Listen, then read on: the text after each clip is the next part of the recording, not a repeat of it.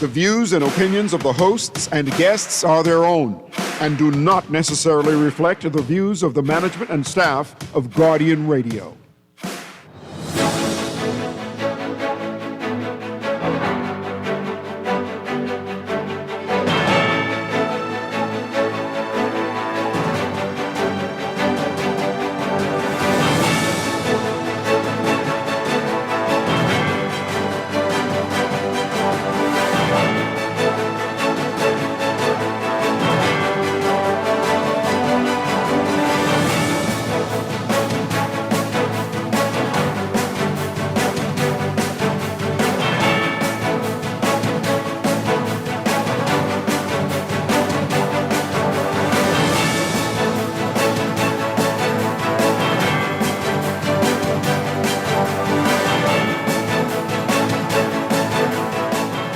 Good morning. The F&M demanding answers over the Grand Bahama Airport.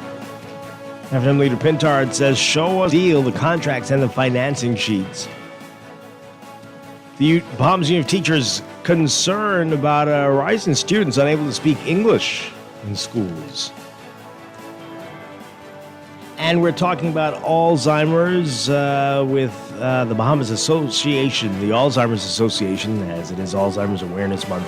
It's all straight ahead this morning. I'm Dwight Strachan, and this is Morning Blend. Wake up, it's a new day. Wake up, it's a new day. It's the start of a new way. Don't you know that it's the start of the end of the old way. Wake up, it's a new day. Wake up, it's a new day.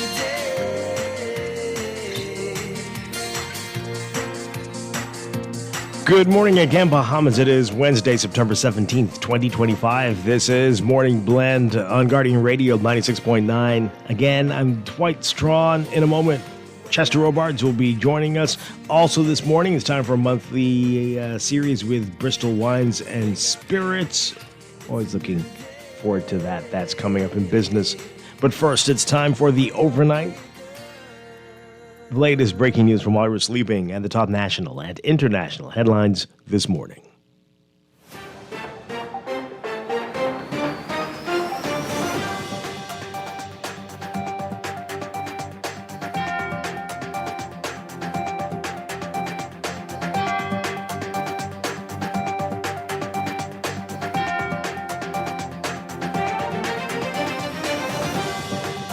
In the overnight, F&M leader Michael Pintard is demanding answers from the Davis administration after Deputy Prime Minister Chester Cooper revealed that the government is organizing alternative funding for the Grand Bahama International Airport. In a statement released yesterday, Pintard called Cooper's revelation a gross example of the government's inability to keep promises. He's accusing the government of misleading the public, and he said the Prime Minister stated that the funds for the airport had been secured. Pintard saying, quote, the government named partners touted attractive terms and assured Grand Bahamians that work was about to begin. But the story now changes. Now the Deputy Prime Minister is contradicting the Prime Minister. Not only was the $200 million never drawn down, the Deputy Prime Minister's version is that the funding never materialized. Who is telling the truth? This is not a slip of the tongue. Well, Grand Bahamas Airport was extensively damaged by Hurricane Dorian in 2019 in September. And in 2021, the Davis administration unveiled plans to reconstruct the airport. Last year, the government signed an agreement for the $200 million redevelopment of GBIA. Cooper said that the deal involved a consortium made up of Aerodrome Limited, a Bahamian group, Manchester Airport Group Limited, and BHM Construction International UK. But on Monday, Cooper revealed that those funding plans did not materialize and that the government is currently looking for alternative funding. In a statement yesterday, the Ministry of Tourism said that Manchester Airport Group, the UK's largest airport management group, continues to work with the country as a key partner in shaping the airport's development and management. The statement said, quote, their role has not been and will not be to provide funding. Alongside the Bahamian consortium of contractors, they are part of the team that will deliver this project for the people of Grand Bahama. We will make a further statement on the funding partner in short order. The ministry said that the redevelopment of Grand Bahama's airport is a central priority for the administration and is key to the island's economic renewal. The Bahamas once again included on the United States list of major illicit drug transit or producing countries for the fiscal year 2026. The list in the presidential determination on major drug transit or major illicit drug producing countries includes Afghanistan, the Bahamas, Belize, Bolivia, Burma, the People's Republic of China, Colombia, Costa Rica, the Dominican Republic, Ecuador, El Salvador, Guatemala, Haiti, Honduras, India, Jamaica, Laos, Mexico, Nicaragua, Pakistan, Panama, Peru, and Venezuela. The presidential determination saying that a country's presence on the list is not necessarily a reflection of its government's counter-drug efforts or level of cooperation with the United States. The Bahamas has regularly been included on these annual lists, and the declaration noted that the rationale behind determining which countries are included involves a geographic, commercial, and economic factor that allows drugs or precursor chemicals to be transited or produced, even if a government has engaged in robust and diligent narcotics control and law enforcement measures.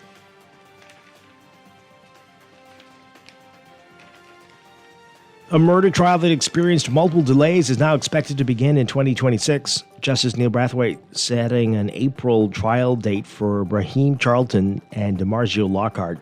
4 years ago, police charged the pair with the murder of Lanisha Armbrista and the attempted murder of Drazen Dean. Prosecutors say that on August 14, 2021, the victims were driving in Victoria Gardens when the occupants of an SUV fired shots at them. Lockhart, who's still on remand, complained that he's been awaiting trial for almost 5 years. Brathwaite told Lockhart to make a formal bail application. Meanwhile, Lockhart's co-accused Charlton was freed on bail this year after prosecutors missed a May trial date. And a man who stabbed his co-worker earlier this year sentenced to 7 years in prison after he accepted a plea deal. 29-year-old Chris Elliott initially faced an attempted murder charge in relation to the May 20th stabbing of Samuel Duncombe at the Shell service station on University Boulevard. However, Elliott pleaded not guilty to a charge of causing dangerous harm when he appeared before Justice Janine Weich Gomez in accordance with the plea agreement. Upon completion of his sentence, Elliott will be on probation for 2 years. A conviction during this period would send Elliott back to prison for a year. Had the case gone to trial, the prosecution would have led evidence that while on duty, Elliott, a pump attendant, asked Duncombe, a fellow pump attendant, for the key to the freezer. Elliott attacked Duncombe because he felt that he was taking too long to give him the key. As a result of the fight, management sent both men home. About 20 minutes later, Elliott returned to the station, and to his surprise, Duncombe was there. He asked Duncombe what he was doing there and stabbed him in the chest with a pocket knife.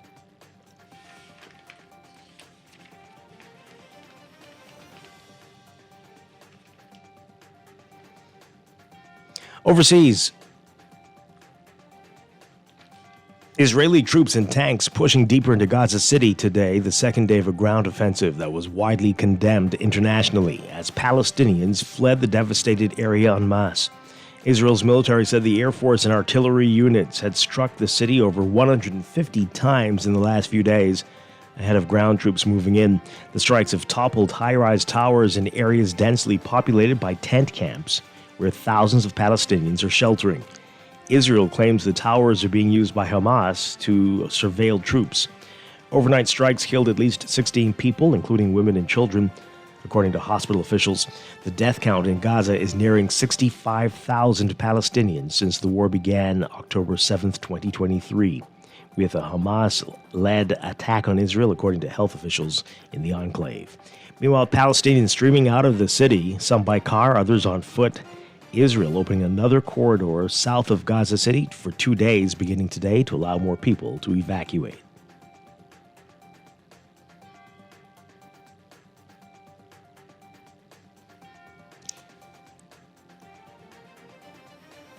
And King Charles prepares to offer a royal welcome to U.S. President Donald Trump today for what will be the highlight of the president's unprecedented second state visit to Britain. Hundreds of soldiers, gardeners, and chefs are putting the finishing touches on their preparations to make sure the president and First Lady Melania Trump get the full royal treatment. It's a spectacle with a purpose to bolster ties with the world leader known for a love of bling at a time when his America First policies are putting pressure on trade and security arrangements globally. Trump arrived in London late Tuesday and said he loved being back in the United Kingdom, calling it a, quote, very special place. Asked if he had a message for King Charles, he said the king was a longtime friend and well-respected.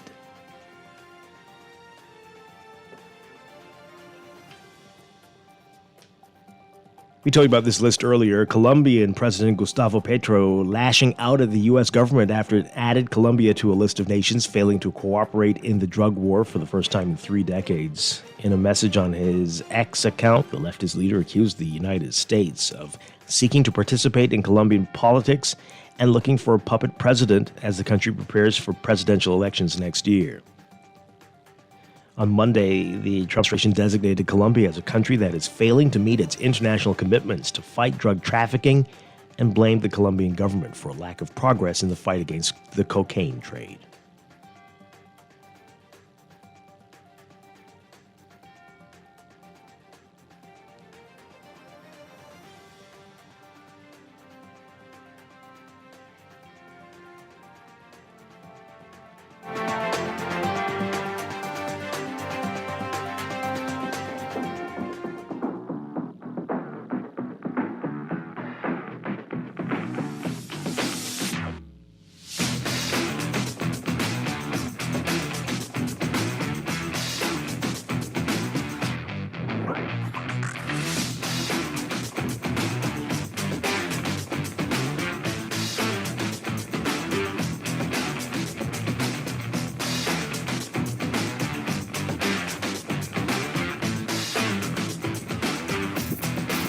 In sports, in her first full year running the 400 meters exclusively, Printasia Johnson making a name for herself, advancing all the way to the semifinals of the event at the 20th World Athletics Championships in Tokyo. Johnson tried valiantly to get to the final, but fell short as she finished 6th in her heat and 17th overall in 50.81 seconds. Just 2 days earlier, she ran a personal best time of 50.53 seconds to get to the semifinals. The final cutoff time for the final Tuesday was 49.87 seconds. 9 women in total ran sub-50-second races in the semis. Bahamians in action today. Will keep you posted on how that's going right now in Japan. And the Ministry of Youth, Sports and Culture Panthers, along with the National Flight Services Ballers, have secured their spots in the semifinals of the 2025 Bahamas Government Departmental Basketball Association playoffs. The Panthers swept round 1 of their best-of-3 series against the Royal Bahamas Defense Force Patrollers 2-0 with a narrow 91-86 victory Saturday night. Meanwhile, the National Flight Services Ballers completed the backdoor sweep 2-1 after knocking off the BDOC's Bahamas Department of Corrections Challengers 79-67 Monday night. The Panthers and Ballers are now scheduled to go head-to-head tonight in Game 1 of the semifinals.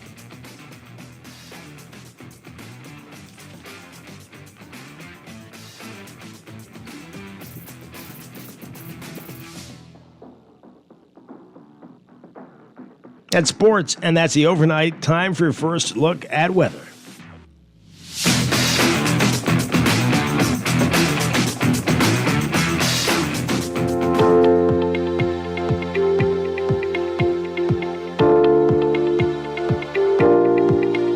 Your first look at weather brought to you by Star General. We've got a marginal threat of a few isolated strong to possible severe thunderstorms across portions of the northern and northwest Bahamas today, mainly this afternoon.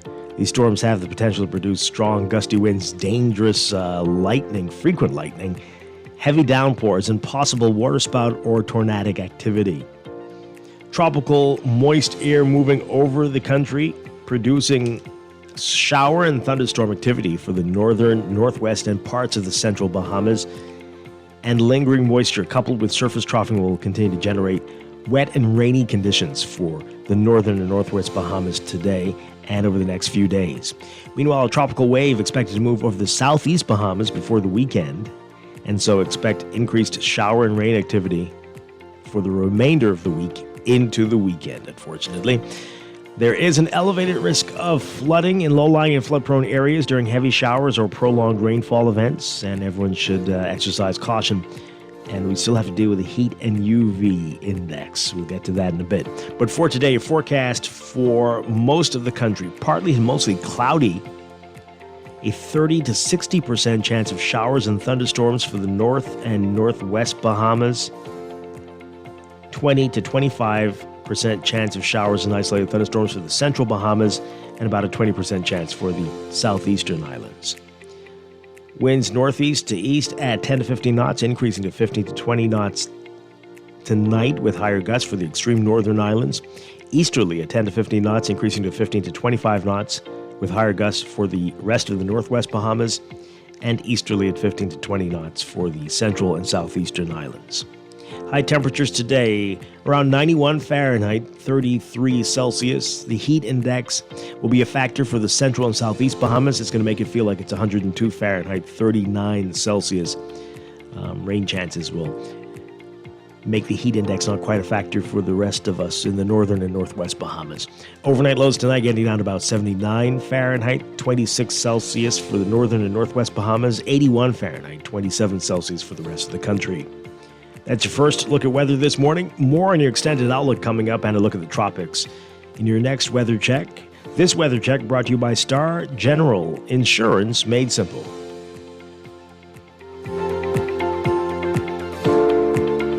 Wake up, it's a new day. Wake up, it's a new day. You are listening to Morning Blend. When we come back, we're discussing the day's top stories right here on your home for fresh news and smart talk all day. Guardian Radio 96.9. Wake up, it's a new day. Wake up, it's a new day.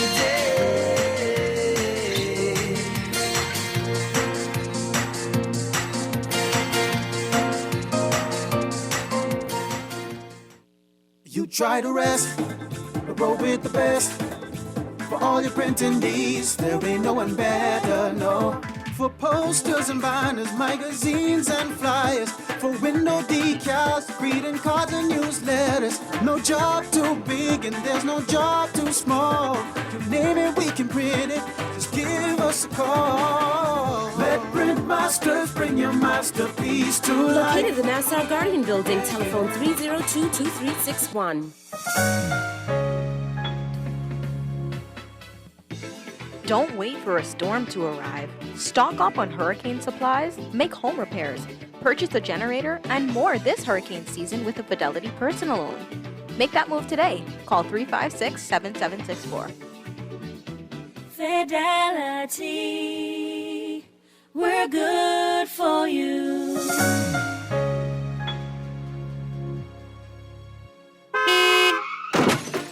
No one likes a fender bender. Oh, man. From a little scratch to a full mashup, NUA Insurance has got you covered with auto insurance tailored to fit your needs and budget. For affordable rates with free on-site accident assistance, visit us online or in branch and just ask us. NUA Insurance. Ask us because we've got you covered.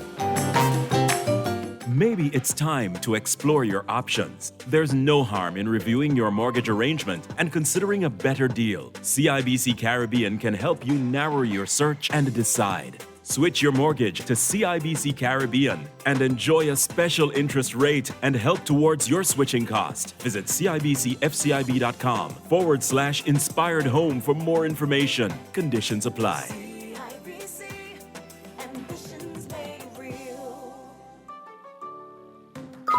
Are you searching for something new? Something exciting? Your dream job in paradise? Well, look no further. Royal Beach Club Paradise Island is hiring. Join a dynamic group of passionate hospitality professionals, craft unforgettable moments, and thrive in a vibrant, welcoming atmosphere. play your part in shaping the future of our team while growing your own career every day. Bring your energy, your passion, and your creativity to a workplace that's as dynamic and fun as you are. At Royal Beach Club Paradise Island, the opportunities don't just exist. They're limitless. So are you ready to find your perfect fit? Visit Royal Beach Club at paradiseisland.com/career today and step into a world of exciting possibilities. This October, Bahama invites you to indulge your senses at the Culinary and Arts Festival, where world-class flavors meet breathtaking creativity in the heart of the Bahamas. Join us October 22nd through 26th for an unforgettable celebration featuring culinary legends Daniel Boulud, Marcus Samuelson, Dario Cicchini, and Simeon Hall Jr., alongside a vibrant lineup of Bahamian chefs and mixologists. Explore captivating art installations, interactive workshops, and live performances, all set against the stunning backdrop of Nassau's premier luxury resort. And don't miss an electrifying live performance by global superstar Lenny Kravitz, headlining the festival's welcome party on Friday, October 24th, with a concert experience you won't forget. This is more than a festival, it's a feast for the soul. Tickets and packages are going fast. Visit bahamar.com to reserve your spot at the Culinary and Arts Festival at Bahamar, where taste and talent take center stage.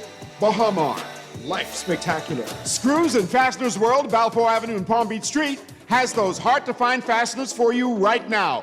You can find stainless steel regular hex, carriage bolts, galvanized bolts, threaded rods, nails, self-tap screws, sex bolts, anchor bolts, turnbuckles, masonry tools, hand tools, and weed whacker strings. Check out the rope selection and car body fasteners too. Special orders are welcome.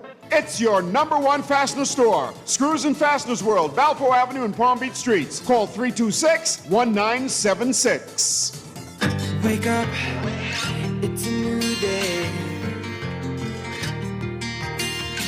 Wake up, it's a new day. It's the start of a new way. Don't you know that it's the start of the end of the old way. Wake up, it's a new day. Wake up, it's a new day.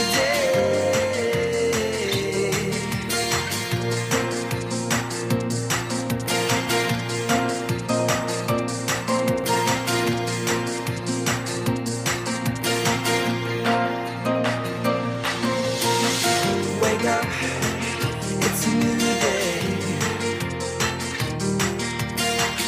Wake up, it's a new day.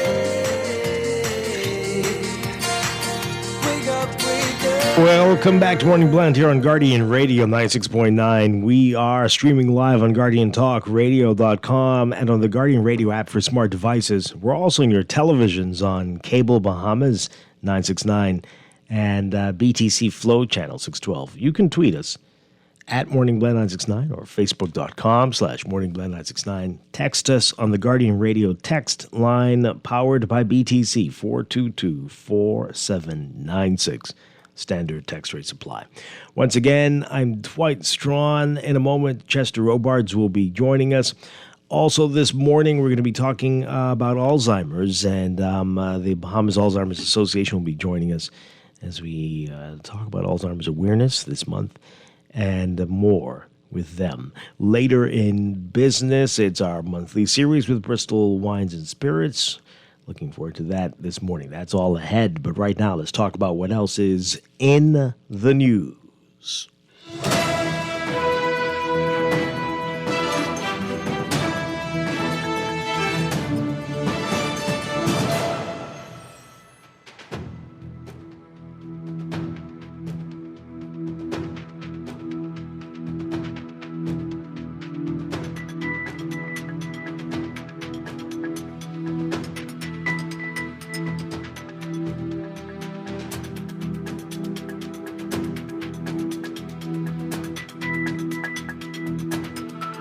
And in the news, quite a bit to talk about. The big headline in the Nassau Guardian, F&M demands answers over Grand Bahama Airport. Michael Pintard says, show us the deal, the contracts, and the financing sheets. What's going on? We talked about this quite a bit yesterday.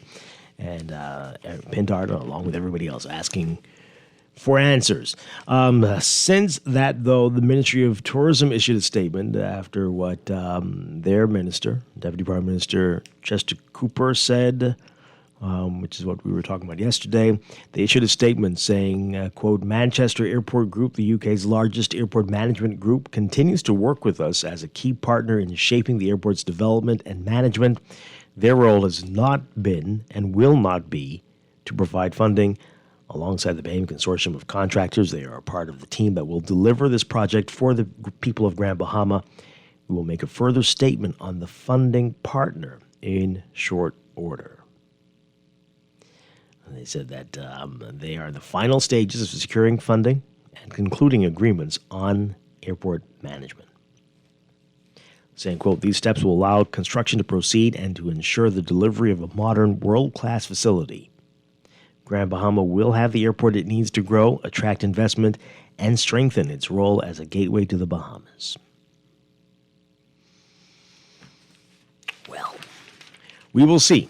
We will see. We'll be keeping you posted on this, of course, but we can understand everybody's frustration with this. It's really seems to be dragging on, and we're hearing how it's impacting the progress of other projects depending on the airport. So, wow. There is a couple other things we want to talk about this morning, though. So we're going to get to this in a bit. Somebody mentioned this on the show yesterday, and Belinda Wilson, the president of the Teachers Union, is speaking out about this. A concern about the rise in the number of students who appear to be unable to speak English. Trying to understand what this is all about. We'll get to that in just a bit. The headline in the Tribune, though, we may toughen up on Haiti visas. So they're writing that Prime Minister Philip Davis said yesterday the government is reviewing whether to impose tougher visa restrictions on Haitian nationals as violence and political instability in Haiti continue to fuel concerns about irregular migration. Davis telling the Tribune last night, quote, we are reviewing the matter and it remains under consideration. We continue to be concerned about the security instability in Haiti, which has created a fluid situation. Our focus is on ensuring regular migration rather than irregular migration. Once the results of further analysis are complete, building on the preliminary findings we have already reviewed, any gaps or loopholes that exist will be addressed. In Exuma earlier this month, Davis noted that Haitians already require Bahamian visas and said the process was tightened earlier this year. He said, quote, it was tightened at the same time, and we will tighten again. Adding that officials have been reviewing stricter entry requirements for the past 6 months.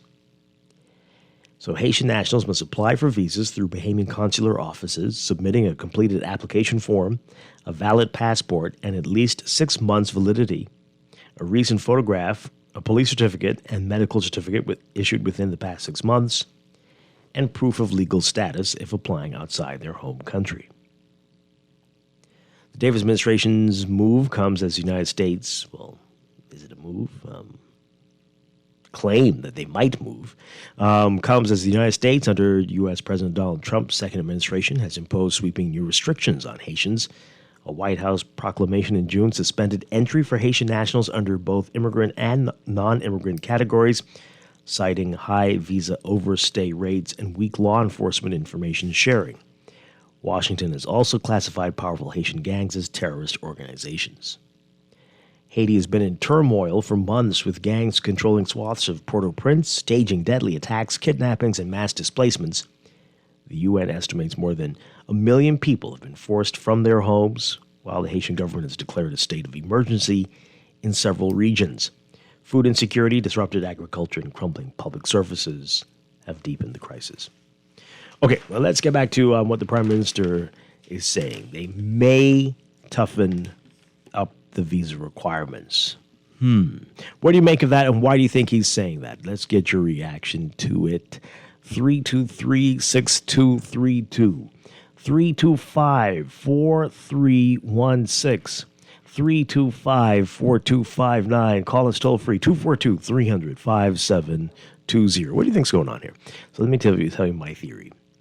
So we made that statement a couple weeks ago that we're not going to allow anybody to come in here to go to the U.S. Embassy to apply for their, or to finish or be part of the visa process to get a U.S. visa, right?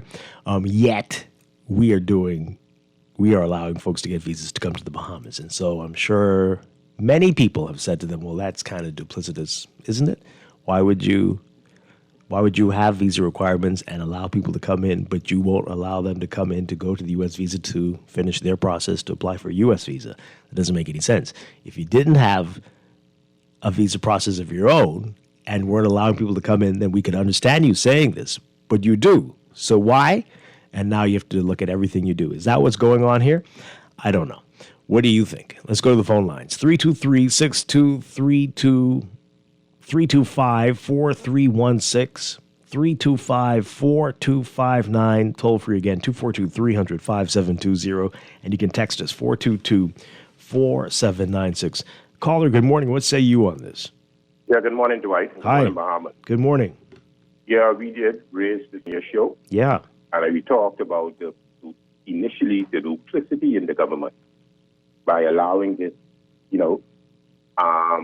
activity where they are allowing 12, up to 12, 13. Only God knows how many flights come in a week, which the government, call on the government to tell the Bahamian people exactly how much flights are coming in and how much visas they would have issued. It's very important, Dwight. It's very important. But we know the U.S. is going to expose the duplicity. Mm-hmm. We knew this. We knew this. And very soon you will see the Bahamas government saying that they're going to allow the U.S. to do what they need to do to complete their process. Because it just doesn't make no sense, right? Well, that's one option. The other one is, well, we'll stop all travel between Haiti and the Bahamas too. So that's the other option. But it more than likely will be the former. Right. Yeah. But the thing about it is too, right? It's very important. These things are very important for us to know. Because when you look at Canada, when you look at some other countries, they have been stiffening up because of the instability in stability in Haiti. They have taken steps since 2024. Alan sent me some stuff on this stuff, and see, Alan, I'm sure it's going to expound on this even more. But we need to organize ourselves, right, because it's to the detriment of the Bahamian people. And remember, I also raised teachers having challenges with Creole-speaking individuals. Mm-hmm. It's very important that we look at these things, too. What is going to be very interesting? If you could ask, your reporters could ask, who are these persons who are the custodian of these kids? Are these guardians? Are they guardians? Are they parents? These things are very important because not only the Haitians doing it, the Jamaicans are doing it too, where they allow their niece, their nephew, their cousin, once they're on work permit, everybody could come in at the taxpayer's expense and enter and flood the public schools to the detriment to the disadvantage of the Bahamian tax-paying children. This has never happened, so we need to look at all of these things and how we deal with immigrants, expatriates, work permit holders. These things are very important because Bahamians are getting left behind. And I'm sick and tired of seeing persons lay out on that gurney in PMHV, can't get any. One day that could be me, Dwight. I don't have no big-time insurance like these politicians. And like we say, we pay them well, and they have the best medical insurance maybe in this region with all the benefits. But then when you look at the Bahamians, many of us don't have nothing, and we don't even have no type of facility. Even the facilities are collapsing among us, right? This is what leads to, see, when you have a chaos like that, and you see what's going happening at PMH especially, Bahamians have a tendency not to go seek the proper help because they don't want to end up in a situation similar to what we all have been hearing about, the horror story. And by the time they get there, it's too late. This government needs to have a stop, review, and cancel approach to this visa situation. and they need to explain what they met in place when they came in, and did they tighten it, or did they relax the visa requirements in the Bahamas? And without a doubt, we know that they relaxed it. Any of these persons who came into Bahamas, did they all leave? Or did they get it? Were they regularized? Were they given work permits? All of these things are very, very, very, very, very important. Yeah. And I'm going to continue to ask these questions until we get answers. But I'm happy to see that the Prime Minister slowed down, is now addressing this. But he's only addressing it. We could have talked until the chicken come home. Nothing would have happened. But because the U.S.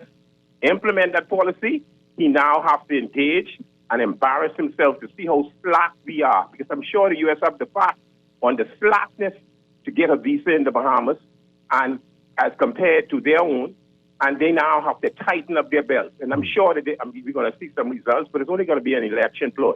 That's all I got to say. All right. Thank you very much. Appreciate it. Wow. Let's take another call before we get to your text messages. Good morning. Caller, you're on the air. Yes, good morning, Mr. Strachan. Hi, good morning. Yeah, I can appreciate what Cleve is saying. You know, Mr. Strachan, I don't think the migrants are being empathetic with the Bahamian people as it relates to us doing the same thing to them, right? I said over and over on this radio station, and I agree with everything Cleve is saying. You see, how could the migrants say that we hate them? Really and truly, why is nobody addressing the anti-Bahamian rhetoric that they're spewing on social media that is disturbing people who have children in this country who are concerned about the future of this country? Cleaver just highlighted. Okay, before you go on, so like, how many people would you say are doing that? Is it a large doesn't number? matter. The fact well, I mean, if it's one or two, addressing the situation, Dwight. No. I mean, hold on a second. And revocation of citizenship and residency, Dwight. Sure, that's fine. So, but I mean, hold on a second. Oh my God, man, give me a second. Come on, 52. You're too old for that, right? Let's have a conversation. I'm just saying, if it's 1, 2, 5 people, that's not the majority of people. And you deal with those folks, absolutely. But to say it's everybody, that's a bit much. And it might be growing. It might be, and we have to deal with it, absolutely. But it's not the majority, and we know that. It's not the majority. But deal with the folks who are doing that kind of stuff. Without a doubt, you have to deal with them. You just can't let that go like that. But I don't think anybody's saying anybody hates anybody. But let's be rational and sensible in our discourse, right? Let's do that. Let's take another call. Good morning. You're on the air. Hi. Good morning. Dwight. Good morning. How you doing? Doing well.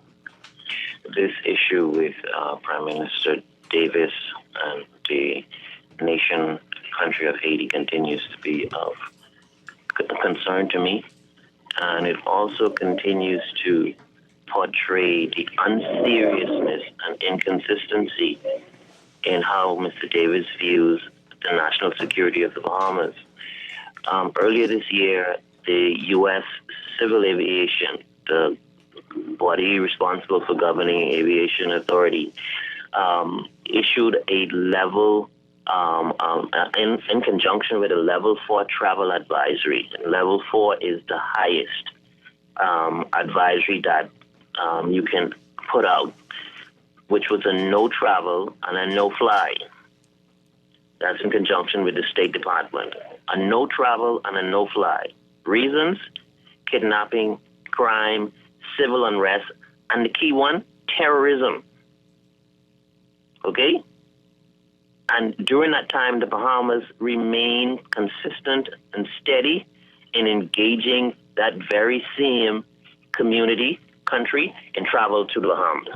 Mm-hmm. So if I've worked in aviation security for 9 years, I have never seen such buffoonery. The country that literally sets the gold standard for terrorism and aviation security is America. They, since earlier this year, as I said, has issued a level 5 in conjunction with the State Department. No fly, no travel. And Brave Davis is just saying now that he's going to consider restricting visa. Man, you sit in any room with people who understand this stuff, and they'll tell you, Mr. Prime Minister is unserious, and he needs to explain to the Bahamian people why this country is still fully open to the country of Haiti. It makes no sense, Dwight. There's no consistency. There's no formality. There is no strategy to this. He's just waking up in the morning, having his coffee and a biscuit, and deciding how the security of the Bahamas is supposed to function. You take your cue from the gold standard, which is America, and the minute they said, I don't care what his interest in Haiti should have been or was, he should have closed the Bahamas' airspace to Haiti, and no one should have been moving out of that country into this country, because we don't have the capabilities the U.S. have to deal with the listed concerns going on right now. Yeah. That's my contribution for this. Okay. Thank you very much. Appreciate it. Another call. Good morning. You're on the air. Hey, good morning. Hey, Dwight. How you doing? Doing well. Good morning. Yeah, man. I appreciate how you opened the show talking about conflicting sentences, conflicting utterances coming from our politicians. And, I mean, I guess that's short of saying somebody is lying. We can't say that because we don't have the proof. I mean, and in this regard, I don't know if it's lying. It's just inconsistent. Oh boy, all kinds of words. But lying, you just have a very bizarre policy, and it's nonsensical. Okay, Dwight. Let me give you some facts, and your listeners to ponder. Okay. Mm-hmm. The Bahamas GDP is $16.1 billion. That's fueled by tourism. That's a fact. Somewhere around there, you could give or take plus or minus. The population is 403,000, somewhere around there. Now, when you divide the GDP by the total population, you get the GDP per capita. That figure comes out about 39,000. Now, here's how this works. That tells you a trusted citizen contribution that they have to make, or it represents how citizens are benefiting from. Okay? So when you don't know your total population, you can be diluting the growth of your country. And you wonder why this government hasn't closed the borders to Haiti. Well, you don't need to be a rocket scientist to realize that those are people who can vote.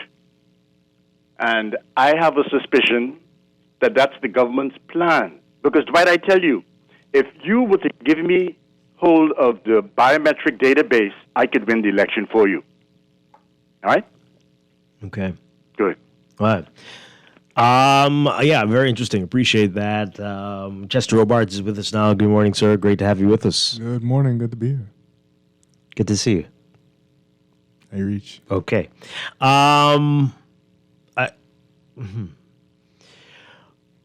I'm going to take these calls, but I have to say this, right? So you hear it, everyone's upset with the government and you know, with this back and forth. You should be. This is crazy. This is a very bizarre policy. You've got more flights, it seems, than almost anywhere in the world to and from Haiti, when everybody else is pulling back. Yeah. Odd. And then you make bizarre announcements about other countries. Very strange. And everyone's angry with the government. And we're going to get to the school thing in a bit. You heard people talk about the hospitals and everything and what's going on. It is crazy. Cleaver made a great point. It would be good to know. Let's bring out the facts, government. Fine, you got all these people coming in on visas. These are the flights that are coming in. So many people come in each week, and so many of them leave as they are supposed to. Tell us that. If you have numbers about who's not leaving, let us know all these things. But don't just leave us in the dark like this. And we don't understand why it's taking so long, right? That being said, and we've talked about this a lot as well. Everywhere you go, it seems that very few people, especially in retail, maybe in the food services industry, are the Bahamians working? Everybody else seems to be from somewhere else. And these aren't just, I know people say, oh, that's the Haitian businesses, they're hiring their own. No, that's not what's going on. Look at some of the faces downtown. Not going on. These are Bahamian businesses, and they're hiring these folks. What is that about? And they're getting work permits. What? Why? Why is that? What really is going on here? And who? It's a whole lot of people we need to blame. People getting work permits for foolishness to harass people downtown, to put cream on their face. Something crazy is going on, and plenty of Bahamians are responsible for this too.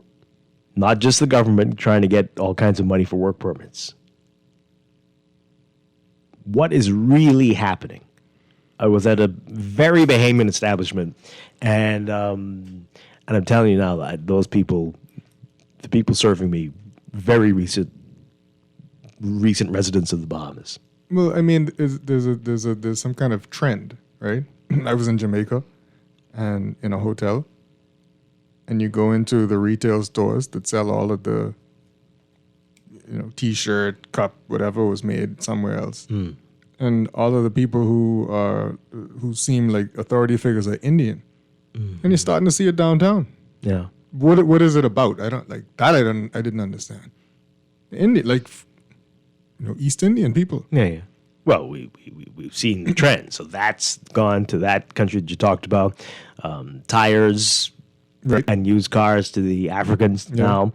Every little part of the economy has been segmented with people from other countries. And we've seen it happen. This is fairly new trends for us, but we've seen it happen in other places. What is really happening? So we're allowing these trends to come to the Bahamas. Are they the owners? Are they not the owners? Are they working for people? What's going on? And we don't have an understanding. This is back to what our previous caller said, an understanding of who's here, what's going on here, what are they doing here, how did they get here, why? None of that. We're just existing while all of this is happening around us. And everybody's blaming somebody else. But plenty will need to look in the mirror to see what they've done to contribute to this. No, they don't care. Hmm? And they talk. The other people who don't care are the people that make their stuff happen. And they go high up. But I feel like they're the ones complaining too, though. Who's complaining? No, you think those people don't say anything? They're like, oh well, get with it, get over it. No, get over it. I mean, like all these, so many people here, and all these migrants and all this stuff. When they fully are aware that they just got 10 work permits for people. Oh, you think they complain too? I wouldn't be surprised. That's just how to keep up a front? I don't know what. It's just I mean, a front, but then. you must think when you think your 10 is just 10. So it can, in the grand scheme of things, that's not a lot. No, not me. I'm not contributing to this. What is that's the rationale? if they have work permits? What is the rationale for it? I don't know what's happening, and that's the problem. We don't know what's going on in the country. We don't know what's going on, but it seems like a lot is going on. Yeah. A lot. You don't trust Bahamians. You don't find qualified Bahamians, which is always the cry. You don't find Bahamians that speak 8 languages. But then you bring somebody in who speaks 1.5. But that was just an excuse. Wow. Let's go back to the calls. Good morning, caller. You're on the air. Good morning. Good morning. Pleasant day to you. Hi, good morning. And your co-host. First of all, there's a combo in the news. I appreciate the Deputy Prime Minister speaking in very clear tones the situation about not being able to secure the financing needed. He almost sounded like a lawyer. He was well researched, well said, well spoken. My question in that regard is the pain of all those workers. I wonder what they're actually doing, and whether they're being paid minimum wage or whatever. And of course, we need to have the problem resolved so we can be really productive, because paying out money without any productivity is a strain on the government at large. In regards to our neighbors from the South, they are like us, unlike the United States that has 18% blacks and the majority others. We are of the same region. Haiti is not all as it is portrayed in the news. Port-au-Prince, of course, and some other places, but there are Bahamians who are living here who travel and go back and forth to Haiti, spouses and so on, and they are perhaps in the rural areas and they come back. So we not necessarily cannot copy all the things that America and Canada is doing, because in the case of America is killing people on the seas coming out of Venezuela, saying that they are drug traffickers. They're not going by the laws anymore. America is supporting Israel in state terrorism. So we cannot always say that America is the gold standard.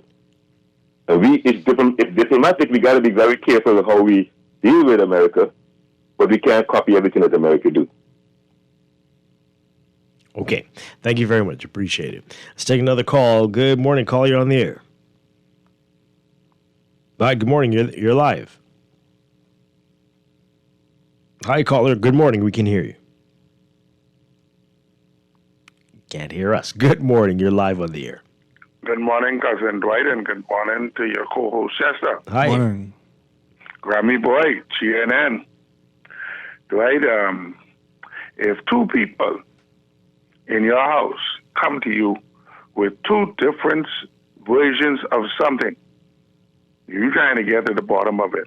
Mm-hmm. What is the significance of that, or what is that telling you? That one of them ain't telling you the truth, right? Not necessarily, but it's possible. In this instance. Mm-hmm. I mean, they could. In this case, what we're speaking about with Chester and the Prime Minister, someone ain't telling the truth.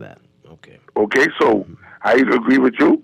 It's a lie. Somebody lying. Mm-hmm. We just need to figure out which one. Now, in terms of what is going on, what's going on, you know how Grammy Boy goes like. I call a spade a spade. Guardian Radio is almost just as guilty, because I want to sing a song for you. I'm talking to the man in the mirror.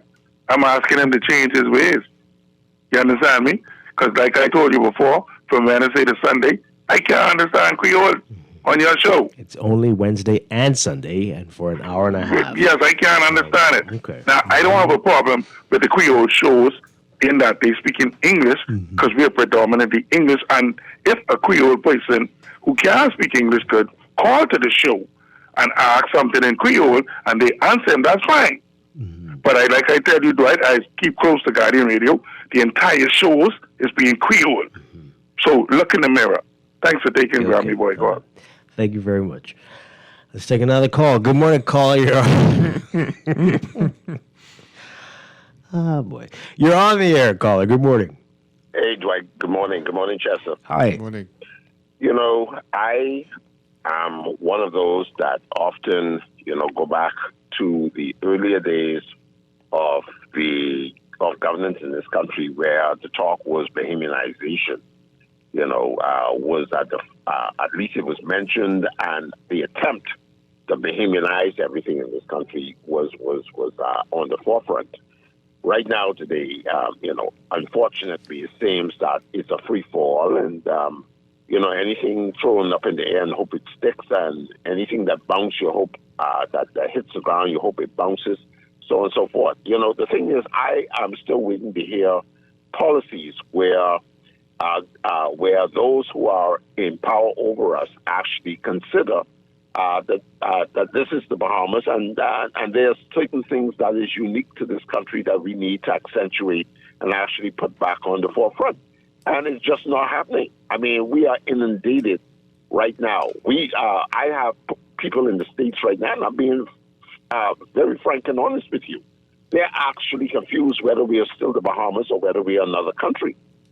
We carry the Bahamas name, but everything here in this country appears to be something foreign. Are they okay? Because I think you might need to ask them if they're okay, because that's a bit extreme. I think, we primarily need to come up with a concept where we want to have something particularly designated as Bahamian, a roadmap, and continue to build our country on that, our own identity, because our identity is not right now convoluted and nobody really knows which direction we're really going. But that's all I have to say.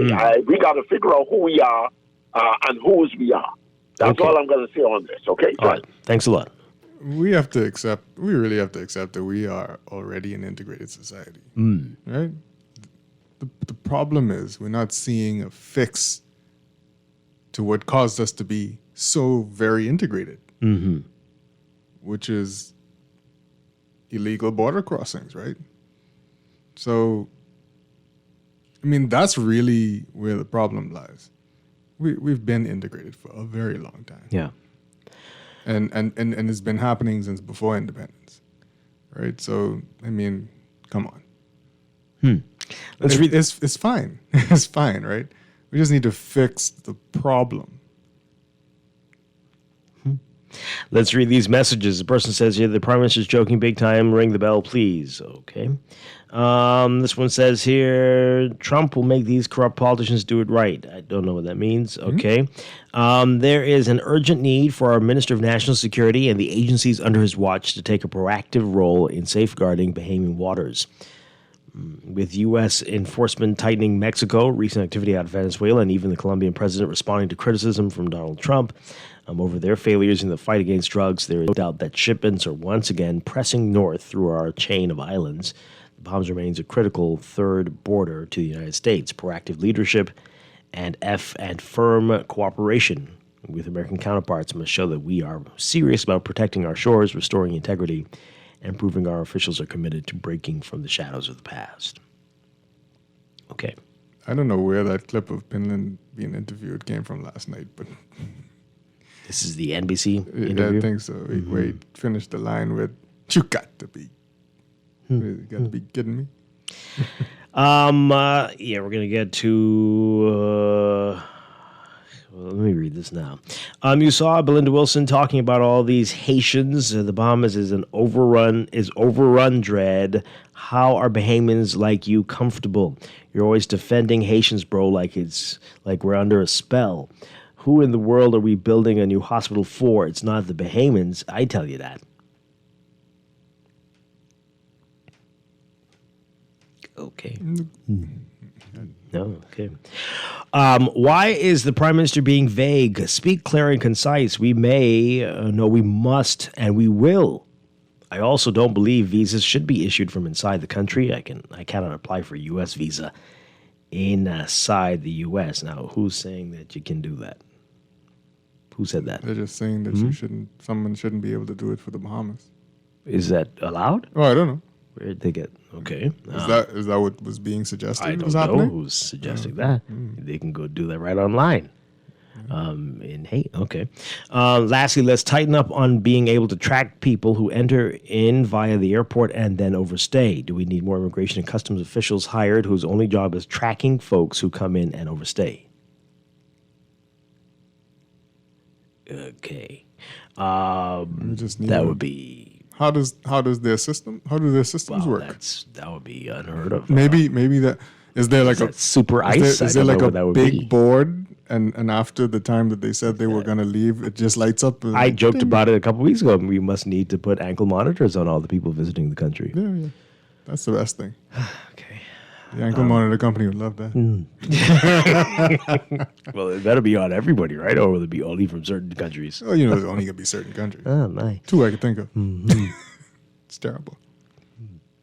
Leave them people alone. Wow. Turks and Caicos not flirting with migrants. No more visas.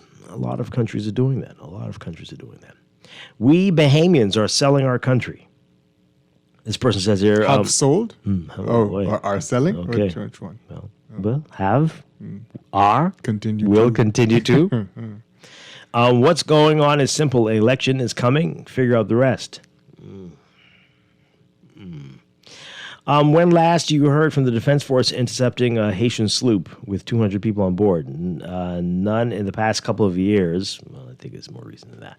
Because they are now using Bahamas Air. Well, obviously that means something different, though, right? Thanks to the bleeding heart, ignorant Bahamians. No, that's not what that means. It's not what that means. Now, again, we need government officials to tell us how that's looking. We've heard people say they've seen the flight going back full as well. So people are coming, they're visiting, they've got family, they're buying supplies. I don't know what it is, but they do need to say that the flights aren't coming in full and leaving empty. They need to say if that is the case. This person says it's our fault. Bahamians hire migrants for pennies on the dollar for their bottom line. We elect the lousy politicians who are the only employees who have it better than their bosses. We re-elect these same politicians when they are selling our birthright to pad votes. It is us. This text says here, during the last administration, the Ministry of Foreign Affairs implemented a policy that any Indian national could arrive in the country without a visa and work. The policy was silently announced in a small article in the newspaper. It was clear to me that someone with a technology company did not want the hassle of paying or waiting for work permits. Was it only Indians? I don't think it was Indians only. But that selfish decision had widespread consequences, the same as happening with Haitian migration. It was a Menace-era policy that if you didn't hear back, you could assume that you had been granted. Yeah. And that was, people were saying it was going to be problematic. And I don't know if that's related to this. But that is very strange. I was going to say that you follow the immigration website, and you'll see they regularly put out press releases about what they're doing. The Department of Immigration? Yeah. I mean, very regularly. Yeah, like what? What are they doing? You mean who they've intercepted and that kind of stuff? And deported. Right. But again, you might not hear that many about a sloop or anything, but it's people of five people overstaying here, right? too. They have overstaying. People, they apprehend people for overstaying. Again, we don't know how they get to those people, or if they just randomly find them and realize that they've overstayed. Right. But the question is, can you track people who've come in through the airport and then find them for overstaying? Yeah. In some coordinated fashion. Yeah. Wow. This person says, I experienced this firsthand. I opened my shop for the first time, and an older lady asked me to hire her Haitian worker. And come to find out she's good friends with someone who I thought was a Bahamian all my life, 40 years. Huh? So he told her to ask me to hire this Haitian because they are both Haitians. You see these people's network, you think that they are Bahamians, but they're not.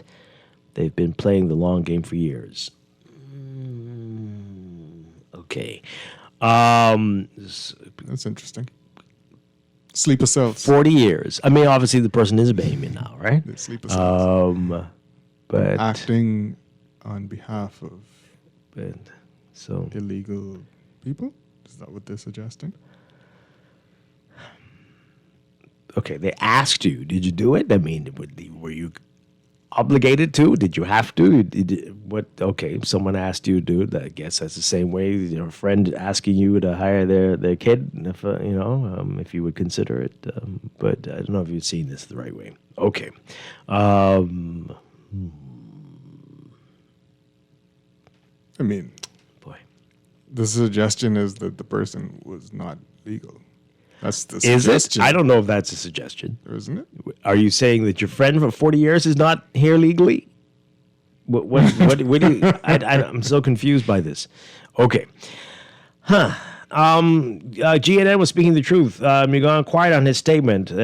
Is this the Bahamas or Haiti? You mean about the Creole programming? So what do you Bahamian people want? Do you want us to cancel our programs? Do they say Let us know. Do they say that about South Florida? I meant all the Spanish and the Creole programs.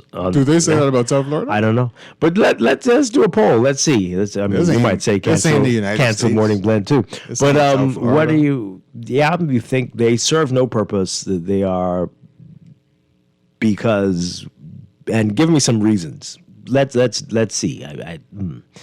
This text says that the language barrier poses a problem as it relates to children cheating on exams and teachers being incapable of the language, so they won't know what is said. Weak media is also compounding the problem because of decades of denial and dismissal. That's ridiculous. It's absolutely what foolishness is that? So stupid. boy. Anyway, I'm here listening to your show and trying to figure out what did the Prime Minister say that was wrong. The Prime Minister and the government said they were reviewing the policy. What is the problem? Same calls every day. Call in then if you have a problem. Call in. We're saying that this is reactive. This is reactive and bizarre. Why are you reviewing the policy now? Is there an issue, or is it only because the hypocrisy has been shown? The U.S. has got some. They're going to not relax, but there's some folks who will slip through the crack. I don't know, put it like that. Anyway, the U.S. is trying to do the same thing, sort of, not to the extent that the Bahamians do, because it is much more restrictive than what the Bahamians are doing. And since their flights, one of the few countries with flights between the Bahamas and Haiti, they're saying, okay, until things calm down there, well, we'll just have the people who fit into these very tiny categories come through the Bahamas and come for their appointments then. They come in here anyway, and you issue a bizarre statement saying, no, we're not going to allow anybody to come here for that. But they're coming here for God knows what. It's kind of strange. How much money are you taking out of Bahamas in your pocket if you do that? To which one? Stop flights. That. Exactly. You know, that's the only reason why we do anything around here, because of the money. Yeah. This text says it was only the Indians. Okay. Well, that's really interesting.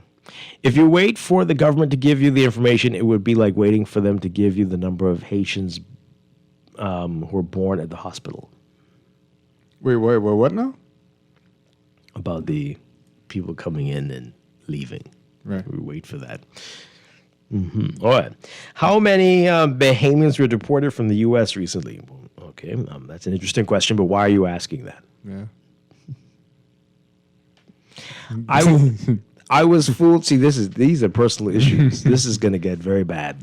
I was fooled for years thinking this person was. Is this the same person? This is another one? Oh, this is the same one. Oh. I was fooled for years thinking this person was a Bahamian until I heard a personal convo with a straight Haitian who couldn't speak proper English with them, and they were laughing at Bahamians and calling us stupid, and other very bad choice words. In Creole? How did they know? We have thousands of imposters, light-skinned, dark-skinned, that talk and look like us, but they are not from us, who secretly hate us. And they use religion again. Okay, I got to stop now. Again, So this person crazy, say we have sleeper cells. Sleeper cells helping illegal crossings. What was it? Was it the movie with the underneath? They were really snake-skinned aliens, but they look like humans. That's what it sounds like. Was that V? What was that show called? A show? Yeah. Oh. I mean, it sounds like plenty other movies. And Plenty. Stuff. That's what it sounds. Men in Black, maybe. I don't know. That's what's going on here, apparently. Okay.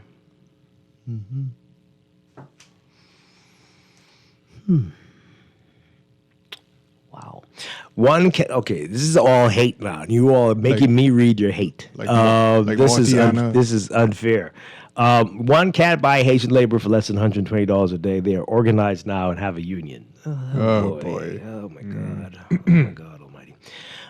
Ban all flights in and out of Haiti into the Bahamas. Please cancel all the Haitian programming and the commercials. When I hear the commercials, I shut my radio off because I can't stand to hear a Haitian speak. Oh my God. Okay. Oh, y'all some terrible people. This is insane. I want to throw the phone. Y'all some terrible people outside into the street. The man. problem is, it's a systemic problem that causes this kind of bias towards the people, right? That's what it is. You wouldn't be this way. You're not this way to other people who come and go legally, and you're fine. And probably right? take more advantage of the country. That's true. Exactly. Even though you don't care, because they bring in what? Greenery to your country. Some of them. But y'all got to stop this about Haitians. That's a terrible, terrible position to take on a group of people. And I'm telling you, this is exactly how 50, 70, 80 years ago, some other people were talking about all of us. if you know what I mean. I'm sure. And now you're just projecting that same behavior onto I have a good Haitian friend who's another group. who's Customs and Border Protection in the U.S. I'd love to see him turn some payments back. Don't say that. You're gonna the pitchforks are gonna be outside for their hate. For their hate. Oh wow. You know, it is what I'm just saying. I'm being facetious, but I'm not. Pitchforks are gonna be outside for you. Fine. Oh boy. Oh, this is special. We're going to take a break and be back. This is Morning Blend on Guardian Radio 96.9. Disregard a broken bottle top and a one-man soul. They follow each other on the window, 'cause they got This is Guardian Radio 96.9 FM, streaming on GuardianTalkRadio.com and the Guardian Radio app, Nassau, Bahamas.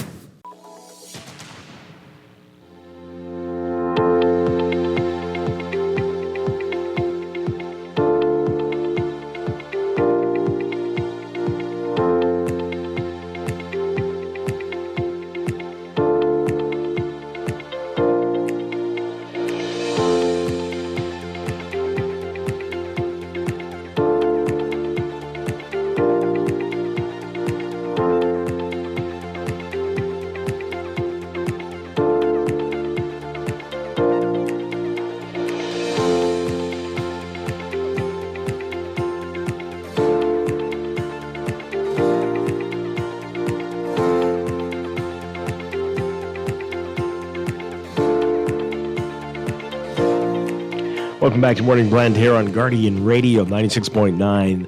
We are streaming live on GuardianTalkRadio.com and on the Guardian Radio app for smart devices, also on your televisions on Cable Bahamas Channel 969 and BTC Flow Channel 612. You can tweet us at MorningBlend969 or Facebook.com/MorningBlend969.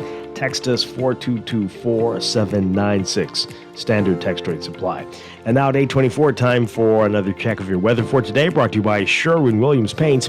Ready to refresh your space? Well, head to your local Sherwin-Williams for premium paint, pro tips, and everyday deals that make it easy to get started. So here's what's going on. We've got a marginal threat of a few isolated showers.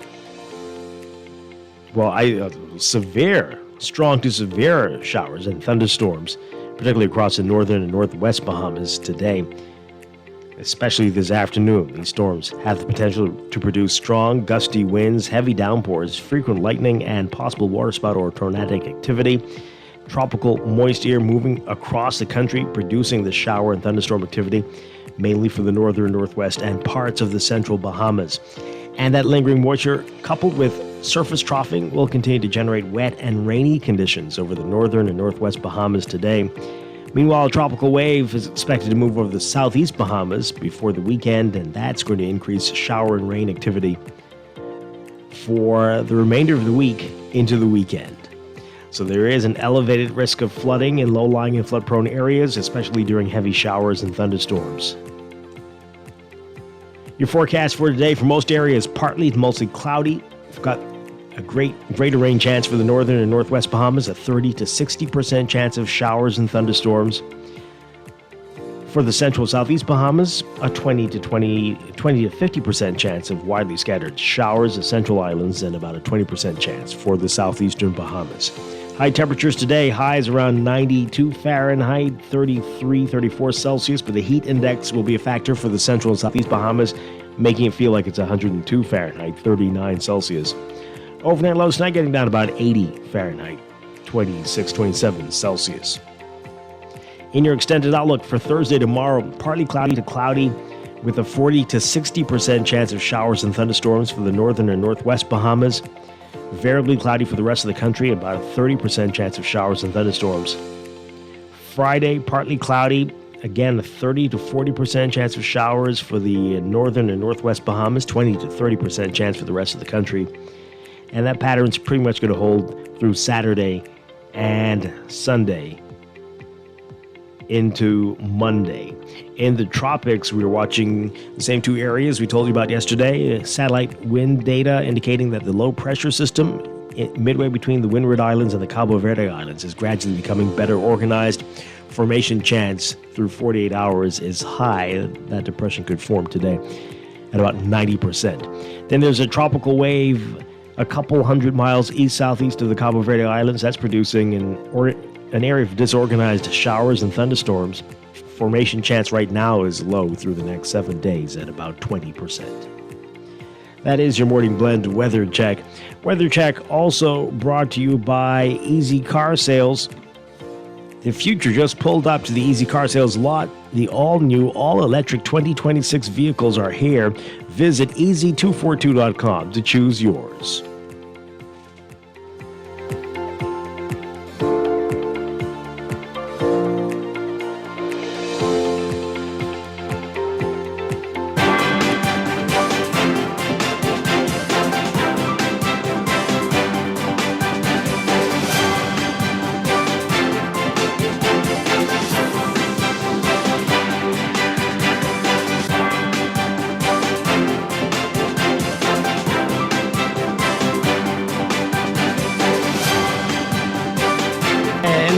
Time for a check of traffic brought to you by RBC. With RBC, your ideas happen here.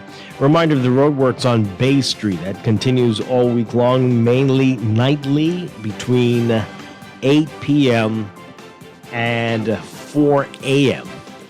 This is Bay Street between East Street and Christie Street. You're asked to avoid the area if you can or follow the posted traffic signs. In your real-time traffic, we've got a number of hot spots to tell you about. We've got in western New Providence, seeing some slow-moving traffic on West Bay Street near Saunders Beach as you approach New Providence Highway roundabout. Slow-moving east-west traffic there, or eastbound traffic, and near Go Slow Bend. And at the 6-second roundabout, you're going to be seeing some slow-moving traffic if you're on the JFK Drive side, that's eastbound, and southbound on New Providence Highway. Milo Butler Highway, heavy traffic for you from well south of Fire Trail straight up to Tonic Williams-Darling Highway if you're heading northbound. Traffic backed up a bit along Fire Trail as well. Last round is going to be a slightly better alternate route for you, but still slow-moving, heavy traffic for you northbound. You're seeing the major traffic on John F. Kennedy Drive between Bahamar Boulevard and Glasson Road and Prospect Ridge Road and Harold Road. So that's probably traffic enhanced there. So both directions on that stretch of JFK Drive this morning. Over on Blue Hill Road, it's busy for you as well, especially once you get north of Soldier Road as you approach Independence Drive. But the traffic is worse on the Independence Drive side, heavy westbound traffic at this hour. And that's coming out of East Street, northbound, north of Soldier Road.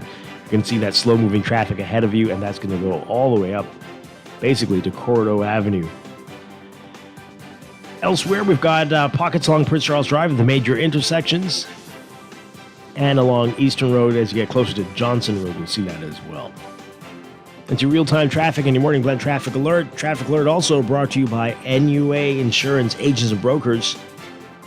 Need cover you can count on? Well, you can buy motor insurance your way. Stop by your nearest branch or visit nuainsurance.com. Simple, secure, and ready when you are.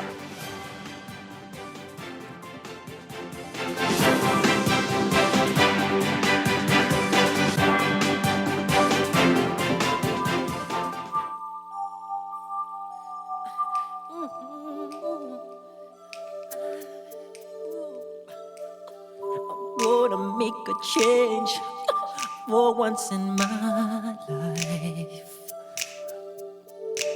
It's gonna feel real good. Gonna make a difference. Gonna make it right. As I turn up the collar on my favorite winter coat, this wind is blowing my mind. I see the kids in the street, but not enough to eat. Who am I to be blind, pretending not to see their need? A sonorous disregard, a broken bottle top, and a one-man soul. They follow each other on the wind, you know, 'cause they got nowhere to go. That's why I want you to know. I'm starting with the man in the mirror.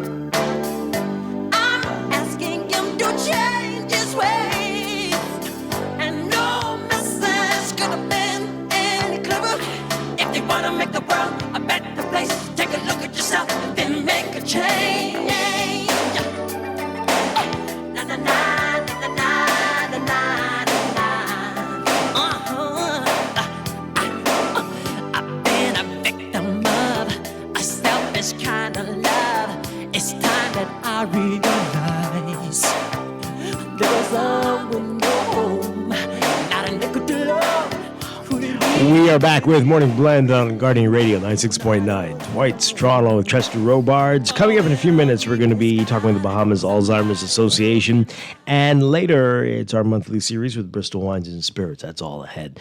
Just want to get through your text messages and very quickly get to the report about what the BUT is saying they're seeing in schools. Really quickly, we'll get to that. We've got a lot of your text messages during the break. And oh boy, okay, so patterns are emerging here. This is very interesting. So this texter says here, as if you were listening before the break, you saw where things were heading. We apparently are pariahs here at Guardian Radio. So this texter says, morning, Dwight, you guys, the media, were dismissing these problems for years. You have Haitian shows that the Bahamians despise. Well, tell Chester to shut up. You guys fail to highlight the problems. Instead, you accommodate them. That's why I stopped buying The Guardian. Okay. You guys like Haitians, despite the myriad of problems that they present to our small country. Shame on you for liking Haitians. You guys must accept responsibility for this because you are accommodating and complicit, just like the government, in this Haitian problem overwhelming our country. All right. So clearly, there's some different issues here. We abhor, we despise illegal migration from anybody. All right, that's breaking the laws. If you break the laws, if you go and form a shanty town, I think everybody here can recognize that as a problem. That's insane. But legal migrants and people who come here from other countries, why would we have a problem with them if they are decent people who are obeying the laws? You have a problem with the people, whether they are breaking the laws or not, it seems. That's what it seems. And so you need to look, as we've been playing, look in the mirror and figure out what's going on with you. And for all the people who are telling us that you got a problem with our Creole programming, I really do suspect that if these were Spanish shows or Hindi shows or Mandarin Chinese shows, very few of you would have issues with that. Maybe the U.S. government with the Mandarin. But very few of you would have issues with that. But because it's Creole, you've got a problem with it. Nobody on this station is promoting illegal migration, shanty towns, rule and law breaking. Every day we speak out against it. But if you have a problem with folks just because they are from that country, based on something that happened to you or what you feel is going on, what you think, what you hear is going on, and you're blaming everybody for that, you got another issue. Yeah. Now, we're not saying we need to overrun the place at all, but let's confuse issues here. And many people seem to be doing that. Yep. Absolutely. And we're not gonna shut up. Well, this one's for you. Bahamians, in quotation marks, like Mr. Robards, are part of the problem, and his last statement about his customs friend potentially turning Bahamians around is a clear example. Ignoring the problem won't solve it. There is no other nation, no other nationality filling our schools, hospitals, and draining our resources like the Haitians. Accept facts and stop with the cognitive dissonance just because you are afraid to speak truth to power. What? Filling the schools and the hospitals and draining. Okay. I mean, in some cases that might be the case. And we're not saying that that's right. But y'all just go to the wrong degree about this situation, right? Oh, I don't think I should read this text. Why not? I don't know.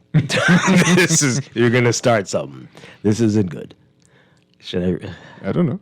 Yeah, I can't see what it is. Ah, boy. I know a Border Patrol Customs officer, and I'm going to ask him to deny every 10 Bahamians entry into the U.S. until this rhetoric stops.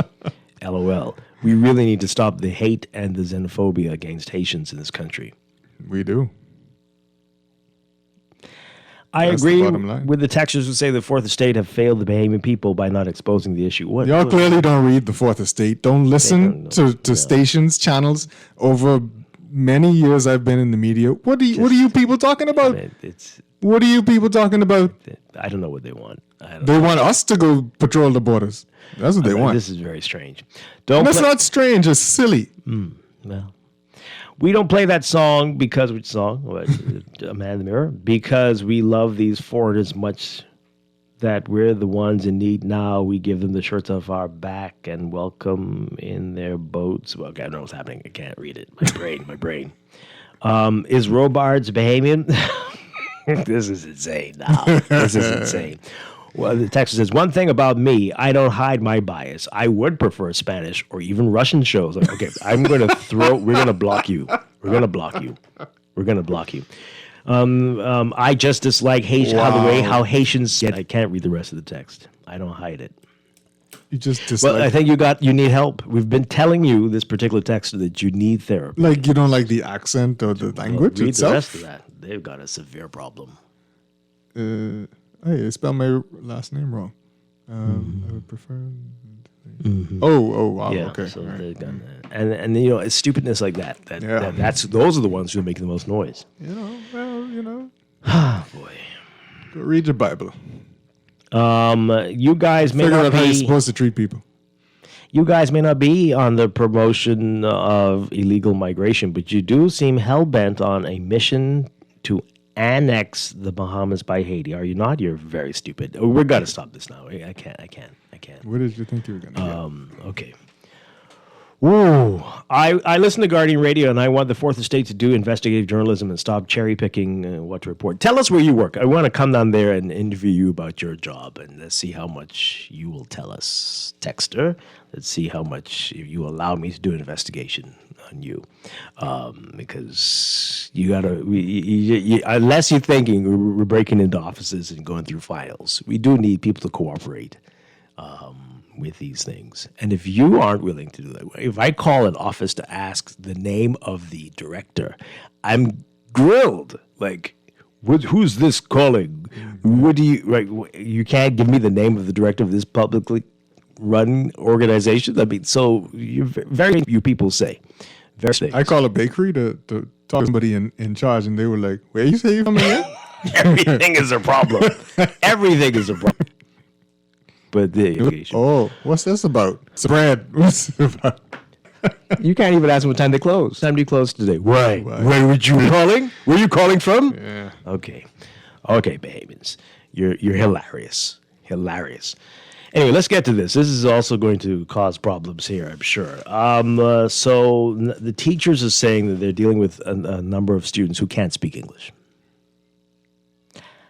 What's really happening? Take a listen to this report from Charlene Ferguson.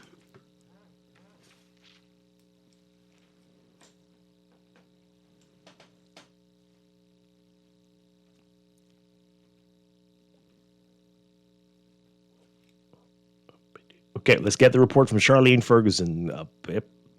Here we go. Well, it seems an influx of new Creole-speaking students into the public school system this year is creating challenges for Bahamian teachers. That from Bahamas Teachers Union President Belinda Wilson, who says the language barrier is proving a major setback. She also said her members were surprised to hear the education director recently suggest a possible solution for that problem. Teachers throughout the Bahamas were in shock to have the Director of Education say that there is a buddy system for Creole-speaking students in the public schools. We have zero knowledge of such a system. As I surveyed my members, yes, the teachers, they are unaware of a buddy system. The language barrier is a real challenge. There's a large number of non-English speaking students in schools and being enrolled into schools every day, mostly Creole speakers. Some of the Creole-speaking siblings and or Creole-speaking friends would try to assist some of the students from time to time, unofficially, voluntarily. Wilson is now requesting a formal explanation from the education director about that Creole buddy system. So I'm requesting that the Director of Education provides the written Creole buddy system policy of which she speaks. Identify the schools that the policy is operating in, because I've not found any school thus far. There's a policy and the buddy Creole system is operating officially? When was the policy implemented? Who was consulted on the policy? And so much more questions to be asked and answered. And beyond the language barrier, Wilson says teachers are encountering other challenges with those young children. It is obvious that the Creole-speaking students, especially at the grade 1 level, did not attend preschool. And even the basic skill of being toilet trained is a challenge. Their lack of ability to speak English contributes to low reading, writing, and comprehension scores. Teachers have also noticed behavioral problems from the Creole-speaking students as well as the Bahamian students, but contributes the frustration of not being able to speak the English language as a contributor to their behavior. Wilson says she has sent a note to the education minister to address this serious matter and awaits her response. For the Guardian News Network, I'm Charlene Ferguson. Okay. There are much more questions than answers that come out of that. Very odd. Very odd. Yeah, you were talking about this off air. How many students are we talking about here? How does this even happen? How do you get through? How do you slip through the cracks? Because we don't see too many children coming off. I don't understand any part of this. And who called it the buddy system? The children? No, that was the director who said. But okay, let's get your reaction to this really quickly. This is a head scratcher here. And how does the buddy system help the child that doesn't speak English in an English-speaking class? Mm-hmm. Well, somebody ain't getting taught because one got to translate and the other got to figure out that. Yeah, it's true. It's true. All right, let's get these calls in really quickly. We don't have much time. Caller, good morning. You're on the air. Hi, are you there? Good morning. You're live on the air. Turn on your radio for us, please. Okay. Let's take the other call. Good morning, caller. You're on the air. Good morning, Dwight. Hi. Papa, and good morning, Chester. Hey, Papa, what you say? Just a part of the story what I was telling you about yesterday. Yes, yes. Mm-hmm. Okay. Yeah, I had a head on somewhere else. She was talking. But, you know, you have any idea what they do in America or other parts of the world when they have situations where you have to let the I don't know if to say illegal immigrants or the foreign young children come to the school, go to the public school? How they deal with that with the English part to make sure they could understand the same thing?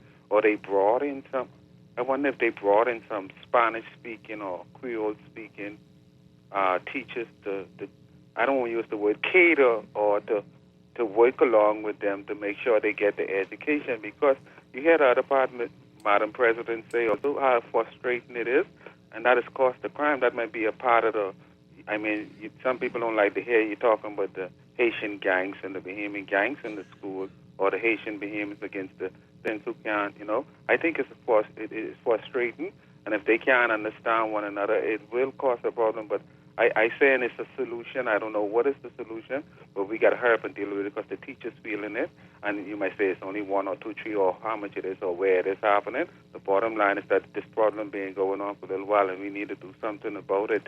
The children, them deserve to have their education. I just feel like we just ain't thinking out the box and trying to figure out what to do with the situation rather than keep crying about it, because it is a problem. Thanks. Okay, thank you. Well, I don't think can't look at how the U.S. handles it. It's a huge place. And they've got plenty of people who will be speaking the language who would be teachers, and so it's a different scenario there. I don't know. I don't know what to do here. We're creating Band-Aids for a problem that we created. We just keep scratching the same place and putting a Band-Aid over it. Mm-hmm. Mm-hmm. One final call on this. Good morning, caller. You're on the air. Hi, good morning. You're live. Hello. Hi, good morning. Yes, good morning. I am just concerned with the fact that we keep using this term xenophobia. I think it's sometimes thrown out loosely. Obviously, there are some pockets in our country that have a xenophobic reaction to migrants coming into the country. However, when you have a multiplying issue that you see that is migrated into the schools with the learning curve, and the fact that you have high unemployment among our young people in the neighborhood of over 20-something%. That creates angst and challenges that the Bahamian people will face. And as a result of that, they look around and they see other people getting away with different things in terms of having land and not having the ability to pay for it, while they themselves are struggling to pay rent, and all these other multiplying issues that as a result of when you go to a clinic, you are behind a line of 30 persons, and perhaps you are the 30th person, and you're not actually, and you're the Bahamian, and you have to wait in line amongst persons who are potentially illegal. And so when you have those type of scenarios that are at play, obviously that creates an issue. And so when we use the term xenophobia, we have to put it in the right context. I believe that we have a migration issue in this country that needs to be addressed head on, and it needs to stop with this pacifying of these businesses who employ these individuals, and the government needs to be more serious in the way they approach this whole situation. For this term of xenophobia, I think we need to arrest that. The reality is Bahamian people are frustrated over the number of illegal immigrants that are in this country that are taking a lot of opportunities. And I hear all this stuff about people saying that, oh, Bahamians don't want to work in this thing and the next thing.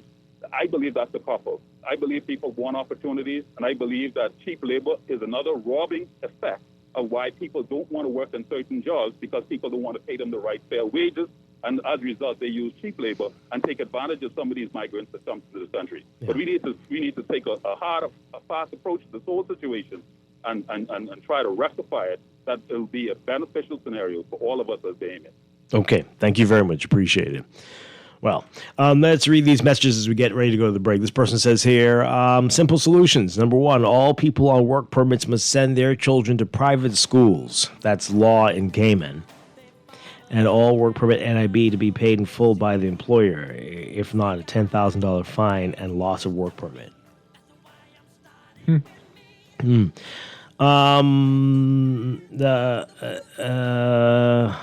boy.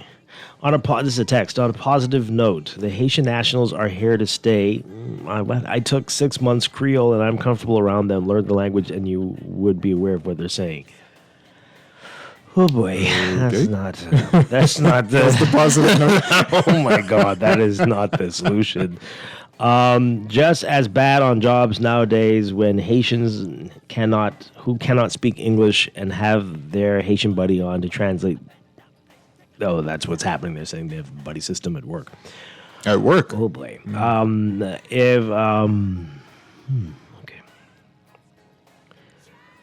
Wow.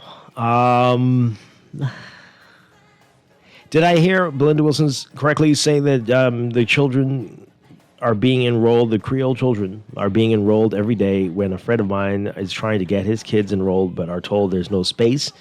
And why, if they know of other schools they can go to, why is this information not told to them? See, lots of assumptions are being made here. I don't know if you're trying to say because they're speaking only Creole that they are not here legally. I don't know. It's possible. It's not possible. It could not be. Who knows, right? Yeah. But that's a lot of jumping to conclusions. You would think that, but it doesn't necessarily mean that. Okay. And how do we get enrolled? How do you get enrolled in an English-speaking school if you don't speak English? Why aren't they sent to English classes in order to qualify for enrollment? And all this talk about language, but isn't it a disgrace that there is no public library in Nassau? Well, I don't know if there's no public library, but they do have apparently very limited operating hours. The Bahamians like to complain on tax line and thing. Mm-hmm. But you got people in other countries burning down their parliament because they take away their internet. You're saying a lot of very I'm just saying. Interesting things today, I'm just saying Chester. what's happening across the world. I'm very concerned about you I'm just today. talking about what's happening across the Our world. texter who was telling us that they were being influenced by the friend of theirs for 40 years who they came to find out was of Haitian descent. Yeah. And were very angered by this. They're saying I was saying that they were born here, but his origins are of Haiti. And I got suspicious after he kept talking about Bahamians badly, especially Lincoln Bain, and taking up for foreigners over and over. I never knew this until I overheard them talking badly about Bahamians. Okay. But if that's the criteria to not be Bahamian, I think our population is very small. Triple digits probably only. We'll be back. This is Morning Blend on Guardian Radio 96.9. Who am I to be blind, pretending not to see their need? A sonorous disregard, a broken bottle top, and a one-man soul. They follow each other. In uncertain times, resilience is everything. That's why CFAL is inviting you to the Financial Services Event of the Year, the 2025 CFAL Pension and Economic Conference. It all happens Thursday, October 16th at 8 a.m. at the Grand Hyatt Baha Mar Convention Center. Under the theme Resilience in the Face of Global Uncertainty, this half-day conference is your chance to gain powerful insights on navigating today's shifting global economy. This is the premier networking and knowledge-sharing event of the year, and you cannot afford to miss it. So secure your spot today at www.cfal.com. Things may be tough, but Wendy's got you covered. Grab a day single or chicken sandwich with a junior fries and 16-ounce beverage for just $6.95. Why choose less from the other guys when you can get more? At Wendy's, we're providing bigger bites and better deals. So purchase your Tings Tough Value Meal today. Now available at all locations excluding the airport and food truck. Your solution for rising gas prices and expensive car maintenance has landed. Brand new 2026 electric vehicles from BYD have arrived at Easy Car Sales. Imagine no more gas and major savings on maintenance. Test drive a BYD EV today and save thousands with the car that redefines driving. Visit easy242.com for our 3 locations, in-house financing, and more. Easy Car Sales, the only authorized BYD dealer and warranty provider in the Bahamas. Maybe it's time to explore your options. There's no harm in reviewing your mortgage arrangement and considering a better deal. CIBC Caribbean can help you narrow your search and decide. Switch your mortgage to CIBC Caribbean and enjoy a special interest rate and help towards your switching cost. Visit CIBCFCIB.com/inspired home for more information. Conditions apply.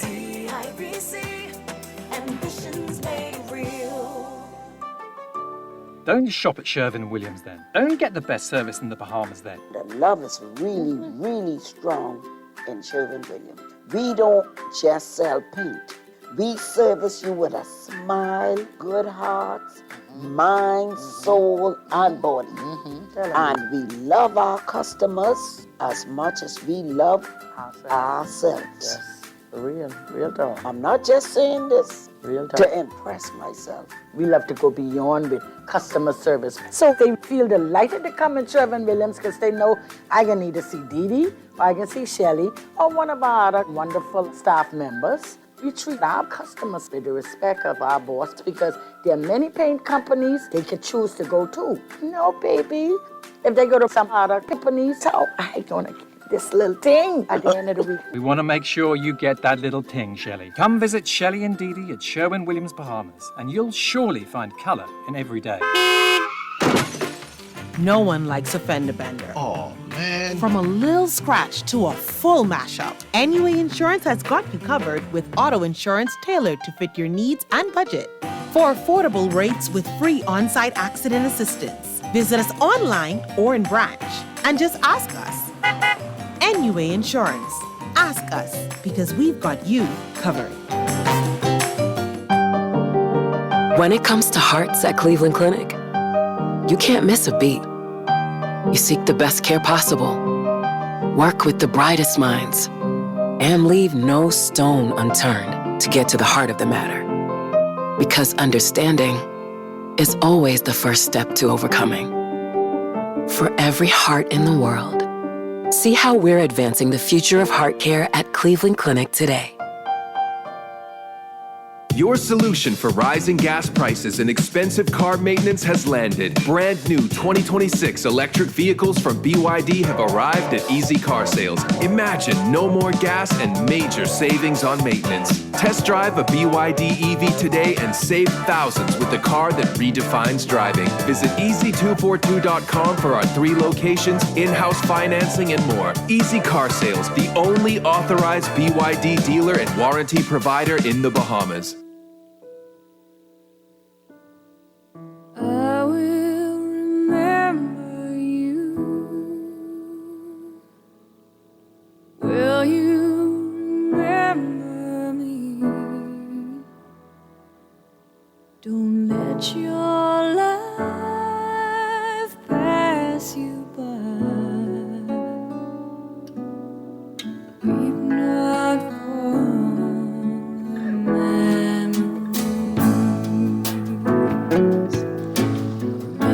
We are back with Morning Blend on Guardian Radio 96.9. Dwight Strachan along with Chester Robards, and changing gears now, talking about Alzheimer's, and with the Bahamas Alzheimer's Association, we're very pleased to have with us President Wendy Poitier and founding member and director Paulette Davis. Ladies, great to have you with us. Good morning. Good morning, and thank you for having us. All right, so many questions, but let's talk about it. Your theme is important. Ask about dementia, ask about Alzheimer's. Yes. Let's talk about the significance of that, and also the difference between dementia and Alzheimer's. I mean, I think Alzheimer's is a form of dementia, right? Yeah, let's start with that. We have dementia, which is what we call the umbrella disease. Right.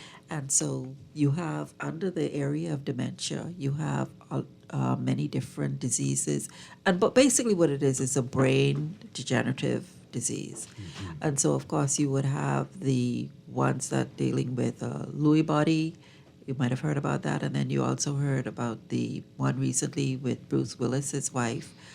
She was talking about it, and his was the frontal lobe. And then, of course, you have those that are associated with strokes, and you have that. But the most prevalent dementia is Alzheimer's, which deals with memory and the loss of memory. Right. And it's what we call the long journey, because it's degenerative. There's no cure. Of course, we have a medication that can help to slow the progress, but we know there's no cure. And so, of course, it's progressive. Right. And so we know it's going to get worse and worse, and memories. Okay, so other forms of dementia won't necessarily affect memories. They will affect the They memory. would? Some of them affect like speech, Okay. persons, Mm. and then of course the with cognitive ability. Okay. That's what it is. yeah. Right. Decision making. How movement persons as they get to the later stages. These are the type of things debilitating. Wow. Okay.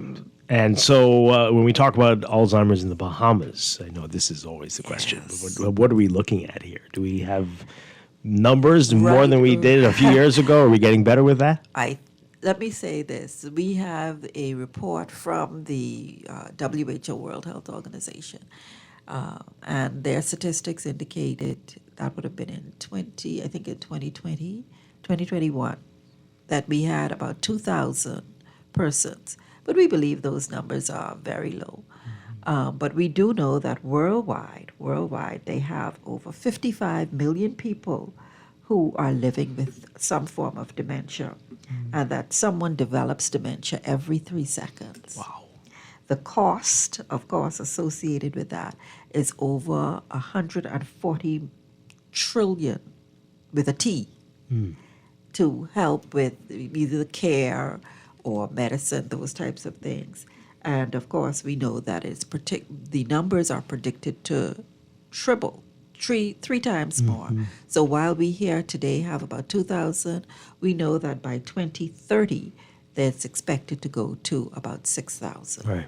Wow. And the numbers are increasing. The numbers are increasing. If I could just add to that. Get a little closer to the mic, Paulette. If I could just add to that. We've been putting together some numbers just as we've been facing things for our month of events. And I was just sharing with Wendy this morning, as we were looking at persons that were with us since we started, which is 5 years ago. We're celebrating 5 years as an association. we can list and are addressing on Sunday at our vigil 44 persons who have lost. They're not living with it, but their loved one has passed away. Wow. And those are just the ones we know. Right. You were asking us off air if we know anybody with Alzheimer's, and we said we think we might have. Yes. We don't know. And is that an issue here, diagnosing and knowing for sure whether that is what you're facing? Yes, I think so, because a lot of people, they want to, if somebody has a problem, you hide them in the back room and you lock them up, you don't bring them out. And again, that goes to our theme, ask about dementia, ask about Alzheimer's, because we want to start the conversation. We know that persons have sometimes they don't have any understanding of what it is, but if you're able to talk, if you're able to start the conversation, if we're able to get it out into the open and to eliminate that stigma, because that's what it is. It's a stigma that's associated. Of course, anything dealing with the brain, dealing with memory, people think it's all mental health.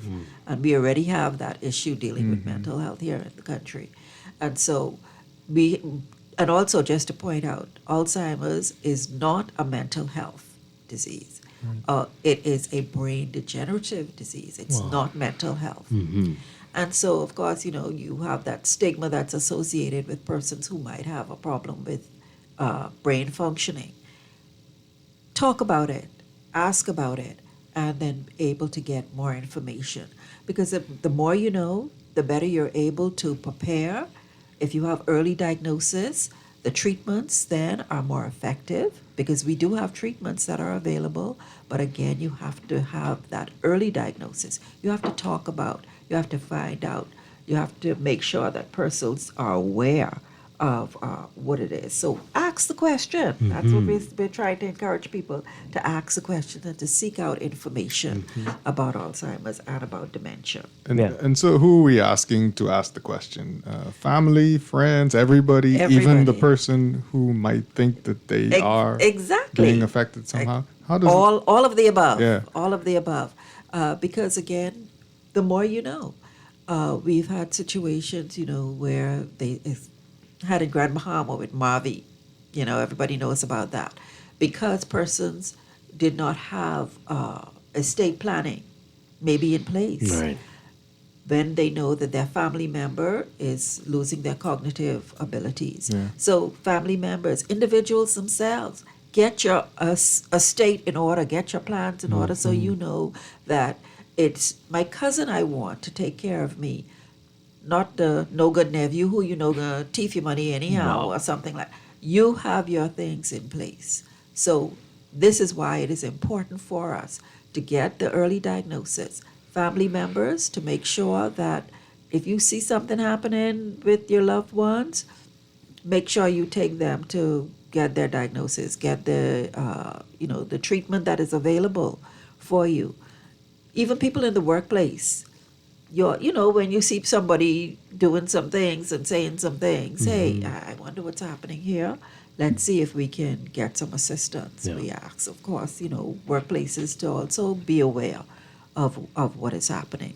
Are we any closer to understanding how to prevent Alzheimer's and dementia? Well, like they say, we know the things that affect the heart also affect the brain. Here in the Bahamas, we already know those comorbidities that we have: obesity, heart disease, diabetes. And of course, those are triggers or high indicators for prevalence in Alzheimer's. So take care of your heart, take care of your body, take care of yourself. Make sure persons do those things like activating your brain, making sure your social interaction. These are the types of things that we encourage persons to become involved. Become involved with the Alzheimer's Association, If I might just add something there as well. One of the things that the International Association is really encouraging, that goes hand in hand with what Wendy said, that I really like, is that they're encouraging inclusivity, being inclusive, which doesn't always have a positive sound to it these days. But the idea is that we don't push them aside. We don't lock yeah. them up behind the Right. door. Mhm. We invite them to be a part of things and make them feel valued Yeah. and still have a life. Absolutely, absolutely. All right, so I see purple on everybody. Let's talk about that and what you've been doing so far for Alzheimer's Awareness Month and what's to come. So we've had various activities. A lot of the focus is on trying to do things for the caregivers. They're often the persons that are forgotten along the way, and their burden can be very heavy. So we've done things to bring them out and make them feel refreshed and let them take care of themselves. As Wendy suggested to you earlier, we're going into the schools. On this coming weekend, we have our Fun Run Walk, which is this year it's going to be in honor of Henry Boswick. Okay. And that's an honor for us for sure. Last year we were blessed that Dame Janet came and joined us on our vigil. And here it is a year later, and he's gone. So we're walking in his honor. And that takes place on Saturday morning from Montague. So we would really enjoy people to come out and support everybody that's dealing with this illness. And then on Sunday, we're doing a church service. Christ the King. Right. 10 a.m. service. And then in On the evening, we have a candle vigil. this Sunday. Correct. And that's Excellent. taking place in Parliament Rawson Square. And what time is that? Rawson Square. 6:30. 6:30. Okay. Yeah, so I want to see everybody out there. Those persons, again, talking about inclusivity, you can bring that family member that has Alzheimer's or dementia. Bring your children, bring everybody out. It's free of charge. So you can come out and we honor those persons who would have passed. Yeah. And we honor the families as well, because we know that it's a lot. It's a lot. And so we want to ensure that they are remembered. Yeah, as well. absolutely. And also absolutely. another point that I just wanted to bring out, we know that, of course, women are most likely to be the providers. And so we are encouraging persons to make sure that, they're the ones who have to maybe even give up their jobs. And then we also know that Alzheimer's affects women more than Right. it does men. Mhm. So we want a lot of women's organizations as well. How to much come out more? and Do we know, like percentage-wise? I don't know the numbers, but I know that it's usually if you have maybe 10 or 12, I think they have maybe 15 who would be women who are the percentage more, but it is a noticeable Yeah. significant increase number that they have. And again, we are also encouraging our government to institute the National Dementia Plan, which will address a lot of these issues with education, with dealing with the stigma that is associated with the disease, and also providing assistance for families, and especially those women who have to give up their jobs, who have to stay at home, or who have to be the ones who are, the major caregivers, and the families having to lose that income. So we're Yeah. trying to encourage that. Got a texter asking about testing.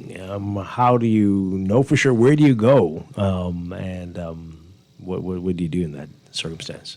Well, you can go to your primary care physician. They have the screenings. Most physicians would do the Ask for it. screening. You gotta yes, ask for it. Uh-huh. Right. Yes, ask for it, and they should be able to provide that for you. Wow. At least you can know, at that early stage, especially, and then of course later on down. The government has the Anstown Clinic. They do that there, and then they have gerontology as well, and Yeah. geriatrics. Sorry. And again, there's traditionally when you start to see the signs. What age would that be? I know that it can be early onset, but for most people, it's generally at Usually what age? after 60, 65. Which you is still usually young. see- That's yeah, pretty which young. is still young, Yep. yeah. And that's another thing too, why it's so important to get the diagnosis, because it could be early onset. We have statistics indicate that there are some people as young as 40 Wow. who have experienced and have the early onset of dementia. So It is it's also a- hereditary, so Right. that'll give you a hint if it's in the family. And so how do you start to ask about it? What are the kind of the things you want to look for to even begin the conversation? One of the things I think persons realize, oh, somebody's not remembering what is happening. Now, one of the things a lot of people say, oh my gosh, where did I put my keys? You know, Just am I getting Right. Alzheimer's? Yeah. If you know you have keys, Okay. but That makes persons with sense. dementia, they don't even know they have a key. Mm, You see, that's the yeah. difference. I know I put my keys. No, that's not it. But if you didn't even know that you had a key, Right.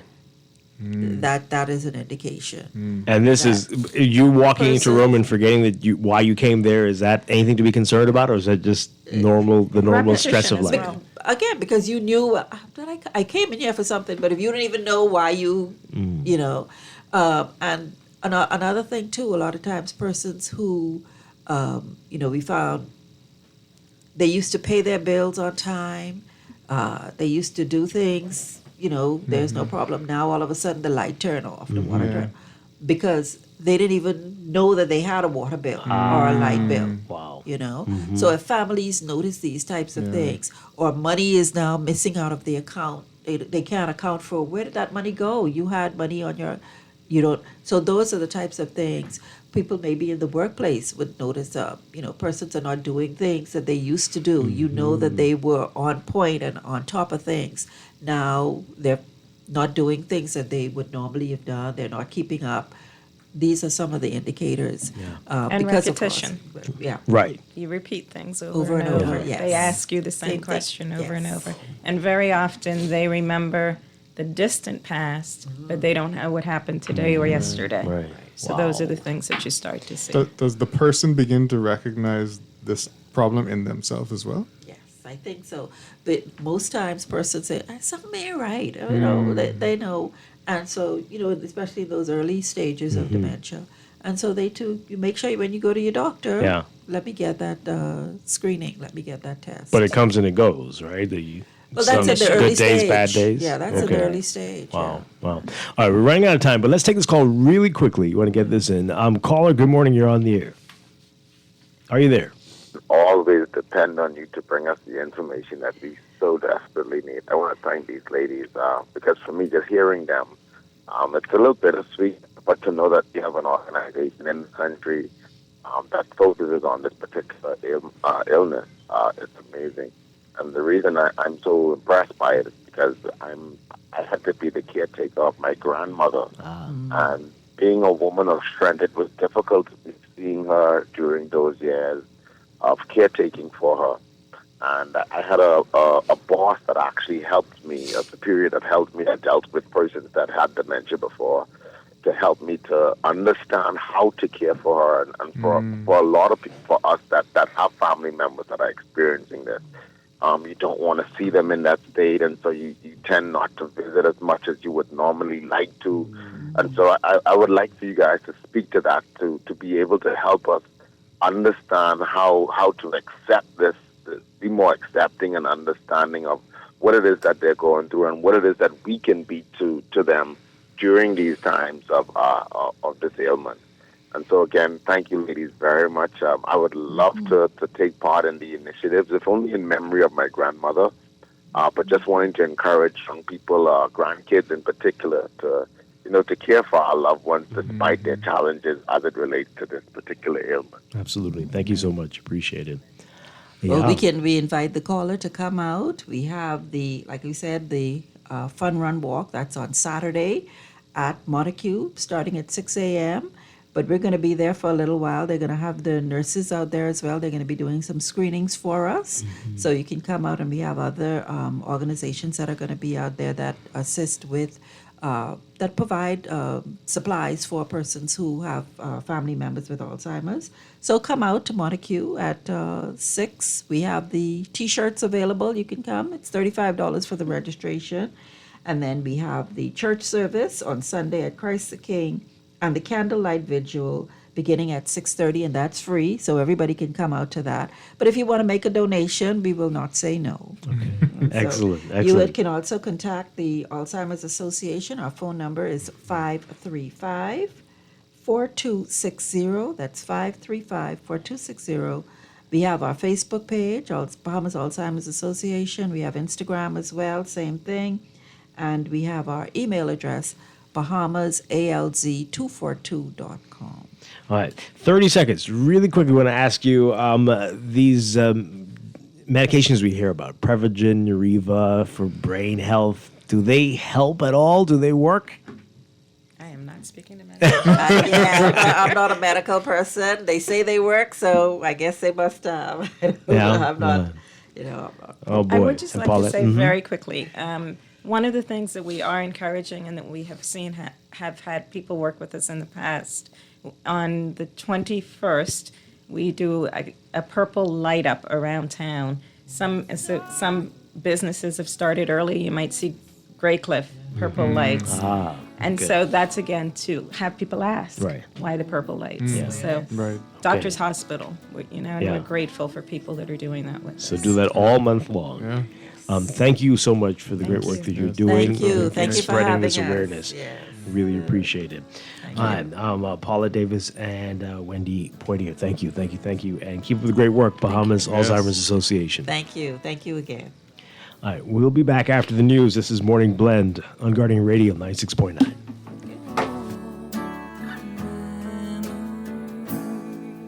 Southwest Plaza has so many stores, I've been trying to find a sensible way to list them all. There's CBS Bahamas, the Ashai Institute, BENC Snack World, Bamboo Shack Bahamas, there, the Athlete's Foot and BTC, Games and More, John Bull Fine Threads, Alive, Bahari, Dairy Queen, 700 Wines and Spirits, Sandy's Clarkson Island Lock, Starbucks and Lowe's Pharmacy, plus Marco's Pizza and Lorraine. Southwest Plaza, what a wide array of stores. Southwest Plaza, stop by today and explore.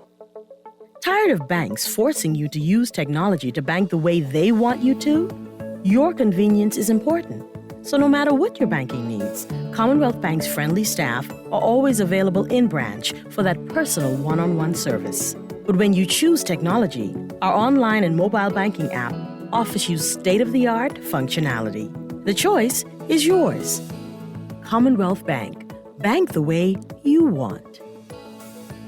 Looking for insurance that fits your lifestyle and your budget? At Star General Insurance, we've got you covered. Whether it's motor insurance with flexible options for third-party liability and comprehensive coverage, or commercial insurance products that protect your business, we have choices you can afford. Own a home or renting? Our home insurance products have just what you need. And for the adventurers out there, we offer marine insurance too. Visit our website or social media pages for contact information and quotes. Star General, insurance made simple. Starbucks Bahamas is the place you need to be. Yeah. Taste the pride of Bahamian craft and culture in premium coffee. That's we're committed to self-convenience and we stand on consistency. Wow. We're more than just a coffee house. Come join our community. We've been here for 20 years. Set the celebration with us. Uplift the everyday with each cup. Coffee, community, craft and culture. We've been here for 20 years. Set the celebration with us. Starbucks Bahamas come to give you coffee, community, craft and culture. Nothing beats a Chickchani Challenge. On September 27th, we're bringing the action, a 5K course packed with 20 thrilling obstacles. Start and finish at Fusion Superplex with energy, fun and excitement all around. First time? No problem. Try the Chickchani Light version, built just for beginners. Got kids? Ages 3 to 7 can take on their very own Chickchani Kids Challenge. And this year, we're turning 10. So grab your team, mark your calendar, and come celebrate with us. Visit chickchanichallenge.com to sign up today. Thanks to our sponsors Fusion Superplex, Guardian Radio 96.9, Kalina, RBC, Advantage Insurance, Party Pilots Rentals and Events, Fincastle Media Group, Powerade, Kalik, and Art of Graphics. This is Guardian Radio 96.9 FM, streaming on GuardianTalkRadio.com and the Guardian Radio app, Nassau, Bahamas. The views and opinions of the hosts and guests are their own and do not necessarily reflect the views of the management and staff of Guardian Radio. Wake up, it's a new day. Wake up, it's a new day.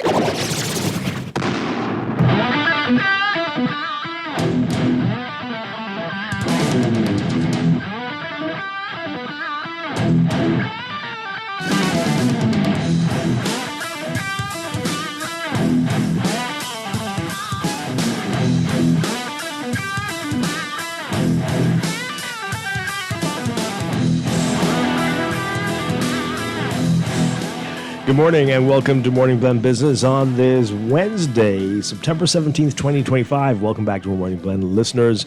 Once again, I'm Dwight Strachan along with Chester Robards. Time is really flying. Can you believe it's the third Wednesday of the month already? And that means, of course, it's time for Bristol Wines and Spirits, our monthly segment with them, our favorite time of the month. Good to see everybody. Kyle Stubbs, Tori Saunders, and Zena. Zena's back. Zena Williams. Good morning. Great to have you all with us. Morning. Always good to be here. I haven't seen y'all in a long time. Yeah, I don't know what's happening with our scheduling. Well, you were last month. You had an assignment, and then Zena hasn't been with us since 2024. So, but anyway, the family's all back together, so that's great. The gang's all here. Okay, It's a so reunion. I see some wonderful things on the table today, and it's about time. Yeah, it is about time. We've, I think, the last 3 or 4 weeks been fighting with some weather. You know, some hot days and then some rain for a few hours and then a little bit of a cooler evening and then the sunshine comes right back out at 7 o'clock the following morning. Kyle really know how to set the stage for it. But this is that time of the year where us as Bahamians, we enjoy the extra fruit character in wines. And we also try to find things that has a slightly higher alcohol content. So between now and December, we laser focused on the fortified wine category. So ports and sherries. We usually bring out ports, but I don't think we've ever tasted a sherry on radio. So we want to taste the sherry and just have an understanding of the difference between the sherry and the ports. We brought what seems to be the Bahamian favorite, 6 grapes. And then we came with a towny port, so a little bit of age, change in color. And then we have the Harvey's Cream sherry that goes to a particular aging regiment. So all interesting wines, and I figured, we can taste and have a conversation. And Zena will bring us all up to speed on some amazing things we have going on this fall. All right, wonderful. Ooh, the whole fall. All right, so let's explain a bit because you mentioned it's fortified wines, but they're also from different regions, so it's a lot of things going on. But explain what a fortified wine is all about. A fortified wine is when we move from fermentation to increasing the alcohol content. And we do that in the wine making process by adding a grape-based spirits, usually some kind of brandy of sort. And depending on, we always try to let people know that one equation of making wine is what we use to get all of these, to get sparkling, to get rosé, to get white, to get red, and to get these fortified wines. So what we will do is, during the winemaking process, red winemaking process for port, we will stop the fermentation process by adding that grape-based spirit, right? So just think we're changing the fermentation environment by adding a little bit more alcohol. So 2 things is we stop fermentation, which means we leave a little bit of sugar in the back end before the yeast broke down all of that sugar, right? And then we've also added a spirit. So we've moved that wine from about 15%, 14.5%, to anywhere between 16 and 19.5%. Nice. Right? So stopping fermentation by adding the grape-based spirits give us this sweet approach to fortified wine. That's our port. Then we get a little bit more specific into ruby port, which is a port with no age, towny with a little bit of age, so we see some color differences. It's like browner or something, right? Most definitely. Yeah. And that's from barrel influence, right? Okay. Or cask Right. influence. And then we move into aged ports. So we have a 10-year, we have a 20-year. It's really slow this month when it comes to the beverage industry. So unfortunately, we couldn't bring out the 20-year port, which we would have loved to. And then we move into late bottle port, vintage port. And again, that's just how we're treating the grapes on the vines and keeping things a little bit longer. Letting the wine itself mature a little bit more before we bottle it. And then the opposite of this style would be if we were to make a completely dry wine, allow the yeast to break down all of the sugar, right? And then we add our grape-based spirit. And that's our sherry. Right? So again, not the sweet component that we have inside the port because we didn't stop and leave the sugar in the back end, but we do have that accelerated alcohol content because we add the grape-based spirit. So those are our 2 main approaches to fortified wine, and generally we see a lot more of the sweeter style than we see the sherry. Right. But of course, our friends from the UK prefer a little bit more of the sherry style than they do the port. And for us, port has to come from Portugal. It has to be the use of indigenous grape varietals, and then going through that process. Okay. And what about sherry? Where is that? I don't know. That's normally Spain or something, I think, right? You mean for it to be called Or is port, it has to come from Portugal? Yes. Yes. And you're correct on the Yeah. Spain. Okay. All right. Okay. So explain the grape-based spirit. Brandy. So grape-based spirits, we say brandy, but cognac falls in that category too. Right. These are spirits that are go through two things: fermentation, so we get a wine, and then distillation, so we end up on the super Spirit. high spirit alcohol content, 35, 40, 45% alcohol. Okay. And so, we always like to include in these conversations for our cognac drinkers. That's those who drink Cavassier and Douce. And then there are other products as well. Without wine, there is no category called cognac. Right. So what we love to do is to find the cognac drinkers to let them know that there's a particular style that, in wine that will fit your palate. But you can't really be hung on about cognac and then turn your back to wine, because there's no such thing as cognac without wine. Wow. Okay. All right. So as a kid, communion wine, which I don't know how to tell this story without sounding like a crazy person, but it was always interesting. And when I became an adult, it was like, wait, port and sherry really remind me of communion wine. What's that about? Is that what they use? Let me ask for forgiveness, because I know some of my good priests are listening. It does remind. So when I was growing up, we might be thinking of the same. The wine or the grape that used to be used a lot was the Concord grape, right? What we have in our market now would be like Morgan David Concord, right? So different species of grape than the Vitis vinifera that we use in the Cabernet Sauvignon and all that kind of good stuff. That wine had it's almost like Welch's grape juice on steroids, right? So a lot of fruit character and an enjoyable, should I be saying that? Because we're talking about the blood and body of Christ. But an enjoyable mouthfeel and taste. Are you Catholic or Anglican? I'm Anglican. Okay. Right? But I know when growing up again, traditionally, when we went to the cathedral, it was a completely different wine. More of that sherry style. Right. But I don't know if I church used the Concord grape. Former altar boy, and knowing it was definitely sherry. Sherry, but it was on the little sweet side. Is sherry in some instance a little bit? No. You've never had sherry before? I'm sure I have. All right, when you taste it, I think you'll see. I don't remember. But I've also seen wine boxes and wine bottles come into the churches. So okay. I can say it's not. So it depends. It isn't always universal. No, it's not. It's Okay. Do you know if it's changed over the years? It does. Okay. Yeah. It's most certainly. Sometimes you go into church and have communion and it's almost choking. So when I was a boy and then when he was a boy, two different. Whatever. So the wine would have already changed. Twice. Funny guy. All right. So Six grapes. This is the Bahamian favorite. Indigenous grape variety is from Portugal. 19.5. Right? Alcohol content at 19.5. Wow, This is what Bahamian likes. Right? We want the fruit character and an enjoyable feel, but we also want the alcohol. We're not going to sit down and go through this entire bottle, right? So I was going to ask about that, right?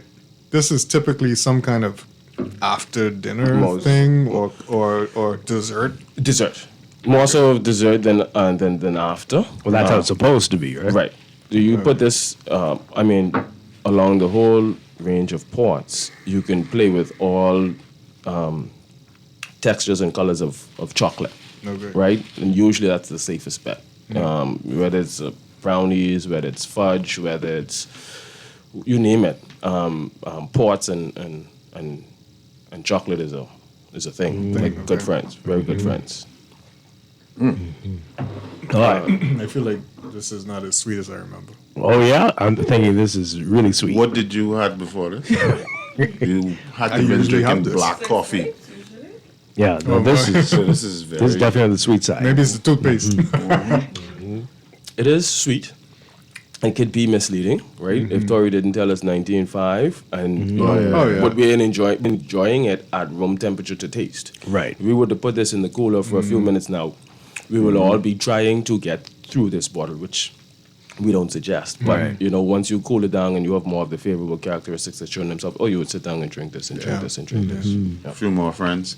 Yeah. Music. Yeah, there you go. I get this from my friend all the time. Yeah, no, 6 grapes is She is really good. enjoys it. I love it. I love when I pop in a Roots Junkanoo Shack and I see a bottle of 6 grapes. I'm like, okay, Junkanoo's like 2 months away. And a little while back, you had told us about the white port, which I never tried, but I tried it since then, and that's very different, but interesting. Yeah, I think super sweet. Much Very more sweet. Like we could say this is sweet, but there's balance in this. You can feel the alcohol, right? There's a little bit of a acid kind of thing. You can taste the tannin. I mean, you can feel the tannin on a little bit on the gums. But that white port is.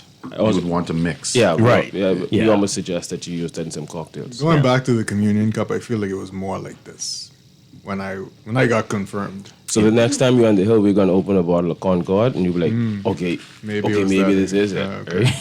Yeah, I know what you mean. It is very close. Yeah. It is like a cross between that and the sherry. Yeah. Yeah. I think you just want to say amen after it. But, okay. Speak for yourself. So, 6 grapes, very popular, affordable. What are we looking at in terms of? I'm gonna double check price it. I think there? I want to say 38, 39, but like Zena's gonna 40. confirm that for us right now. Carry 2 20s and you're good.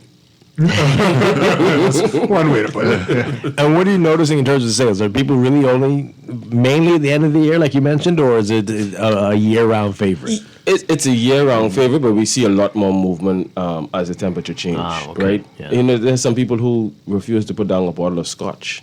But in August, it's like Yeah, no. they don't drink. Right. Because I'm only going to drink scotch and it's just too hot. It's not enjoyable. The way the body reacts to the heat and the consumption of alcohol at that level is just really not enjoyable. Don't they use this to make a holiday drink?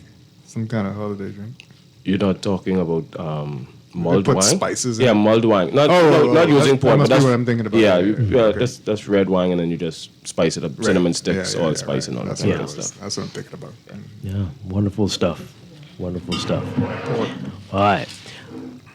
So the tawny, you mentioned it earlier. It's about aging. Yeah. Uh-huh. So this is just tell us more about that. This is just so when we talk about aging, we talk about allowing the liquid itself to evolve, but to evolve with some kind of influence, right? And so in this case, it's some wooden cask, and so through that we develop a little bit more of a tannin structure. It changes the color.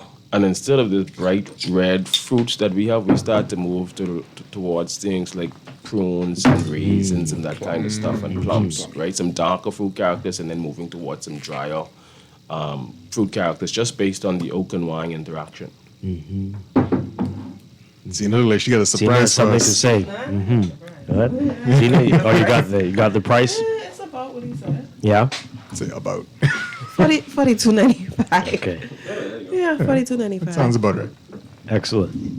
Yeah, so Tori was right. 220s, and you let them know you heard it on the radio, and you can get it under 42. Well, there you go. Today. Good stuff. Good stuff. That was 6 grapes. That was 6 grapes. All right, and this one is. This is the townie.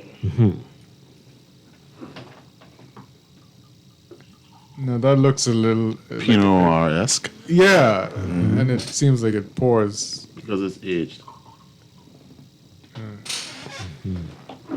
Tawny is the name for that type of aged wine? Or it's just Tawny is that style of port. Right. So Okay, we yeah. would start off with Tawny to say this is an aged port, and then we go into like a 10-year Tawny, right? So a 10-year aged, a 20-year Tawny, so a 20-year aged. Okay. I know someone named Tawny. Definitely a different fruit spectrum Can on smell the it, nose. yeah. Right. Completely. Definitely. But the also it's raisins. smoother? Yeah. Or- So we would, through the evolution, right? So we're in this barrel, micro-oxidization. So small amounts of oxygen is coming in and allowing us to change this wine. And through all of this, we kind of bring forward the more favorable characteristics, right? So the texture for sure, right? And any wine that goes in wood kind of comes with a rounder kind of feel, rounder kind of structure. Yeah. Yeah. It's like they serve different purposes. Like there's a time for a tawny and there's a time for Yeah, it's almost like 6 grapes should be in your house year round. And tawny is specific when we, want to play with. We get serious about desserts. The holiday season, Thanksgiving. That's true. We do get serious about the desserts. I think tawny really should show up. Leaves falling and pumpkin and from October to December. Yeah, exactly. You should be hanging out You with could feel tawny. it. Yeah, so 6 grapes like the regular gathering, and then tawny is almost like Christmas I want something Day, different. Yeah, we've been Thanksgiving Day. Yeah, absolutely. Yeah, most definitely. That is nice. Yeah, that's very nice.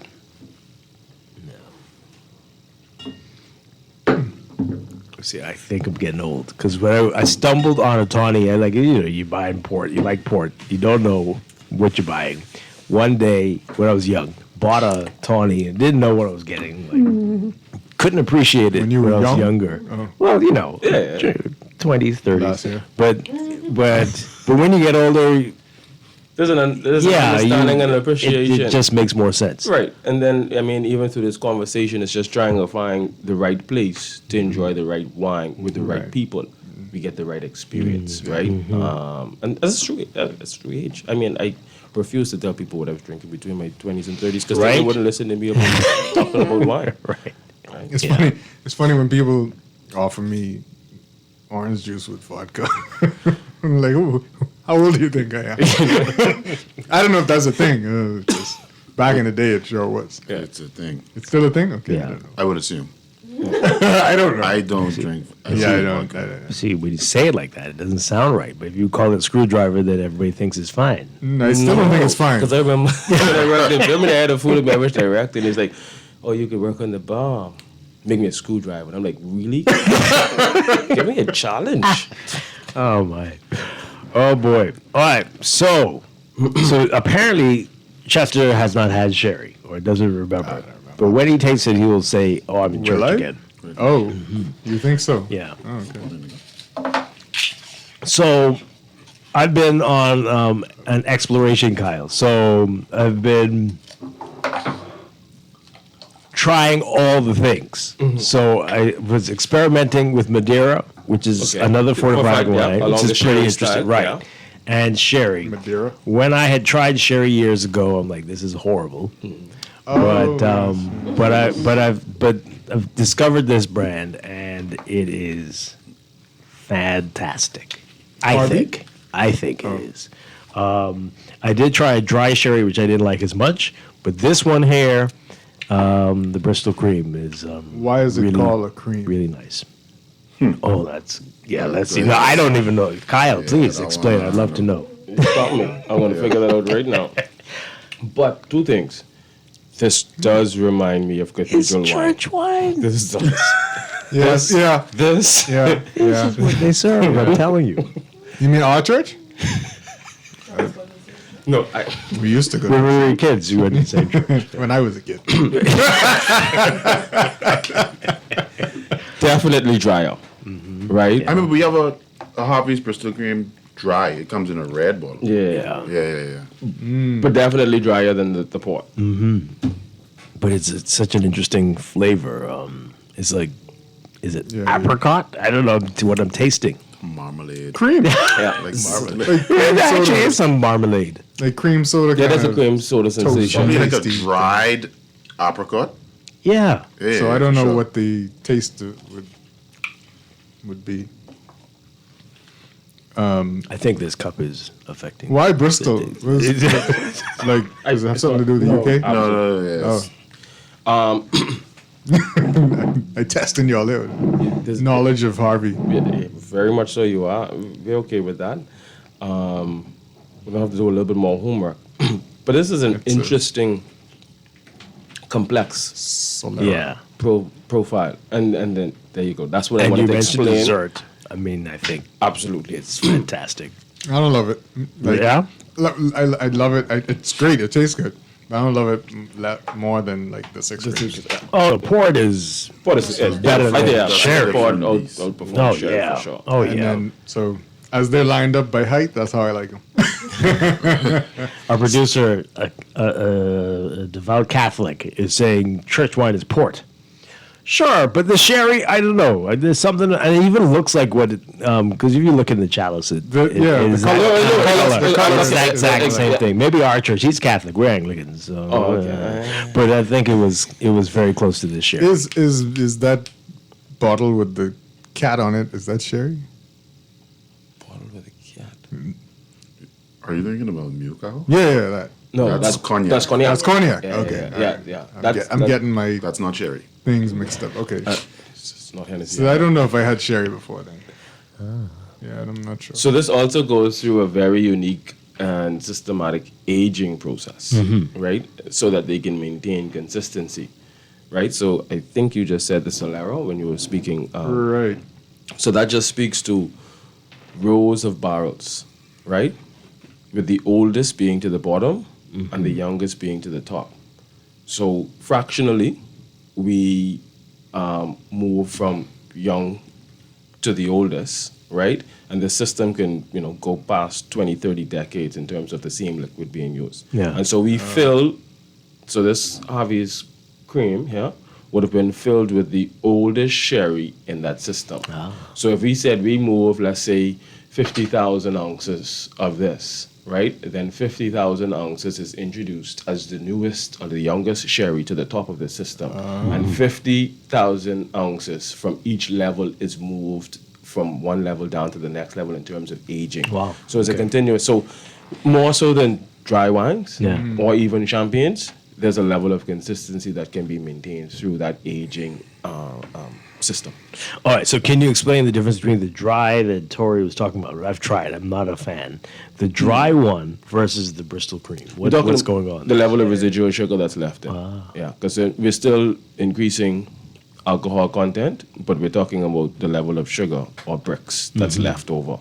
Okay. So it's a matter of, a drier wine that we started off with before we fortified kind of thing. The level of residual sugar that was left in after we made that dry wine. Now, we were saying sherry isn't sweet, per se. Or it is. It's not the sweet style. And it could be both. Okay. Right. So it could, again, like he's saying, depending on our levels of sugar that's left, and Right. this isn't sweet. This is a dry sherry, but it's not the driest sherry that we can I got offer. you. Okay. But it's definitely not as sweet as this port. Right. Yeah, definitely. And how would you serve it? I've normally Chilled. been chilled, right? Yeah, I've been Chilled serving in a nice cordial glass, 2 ounces. not ice. Even no. Ice is a bartender's best friend, not anything to do with wine. Okay. I mean, besides an ice bucket to put a bottle in. So treat this as wine. Yeah. So if you want this chilled, you would put this bottle in the fridge or the freezer and then pour from there. But we will not pour this over ice. I guarantee you, if you had that chilled in one of those little port sherry glasses, it will be a very different experience What does for a you. port sherry glass look like? The little small cordial. Oh, the tiny, okay. Yeah. Look like a small champagne flute? Yeah, there you go. Right. And that's how it's supposed to be served. That's it. You Just go. again, so you think about it. The average wine glass is 5 ounces, 6 ounces. The standard pour on this is 2 ounces on the fortified category. So again, it is serious. If you're gonna drink this whole bottle of 6 grapes, then have a friend buy or call the doctor. And I suggest. And why is that? Because of the alcohol? The alcohol content? content. Yeah. And it's the same thing with the gin that sometimes causes people some problems because they think they're drinking 35% and or 40% and it's 49%. That's right. right. And instead of drinking just one, you want to drink the 3 that you would have had with your vodka, and so. That's why they say what they say about gin. Oh, it does make you sin. All right. So, what desserts would you recommend with these sorts of things? You can visit our good friends at the Chocolatier Factory at Grey Cliff. I think white chocolate on this particular Bristol Harvey cream. I don't know why that was speaking to me just now, but I think It that spoke would to me when you said it too. I think that would be. I think that Cherry would be cheesecake. spot on. I was thinking Cherry cheesecake. White chocolate cheesecake.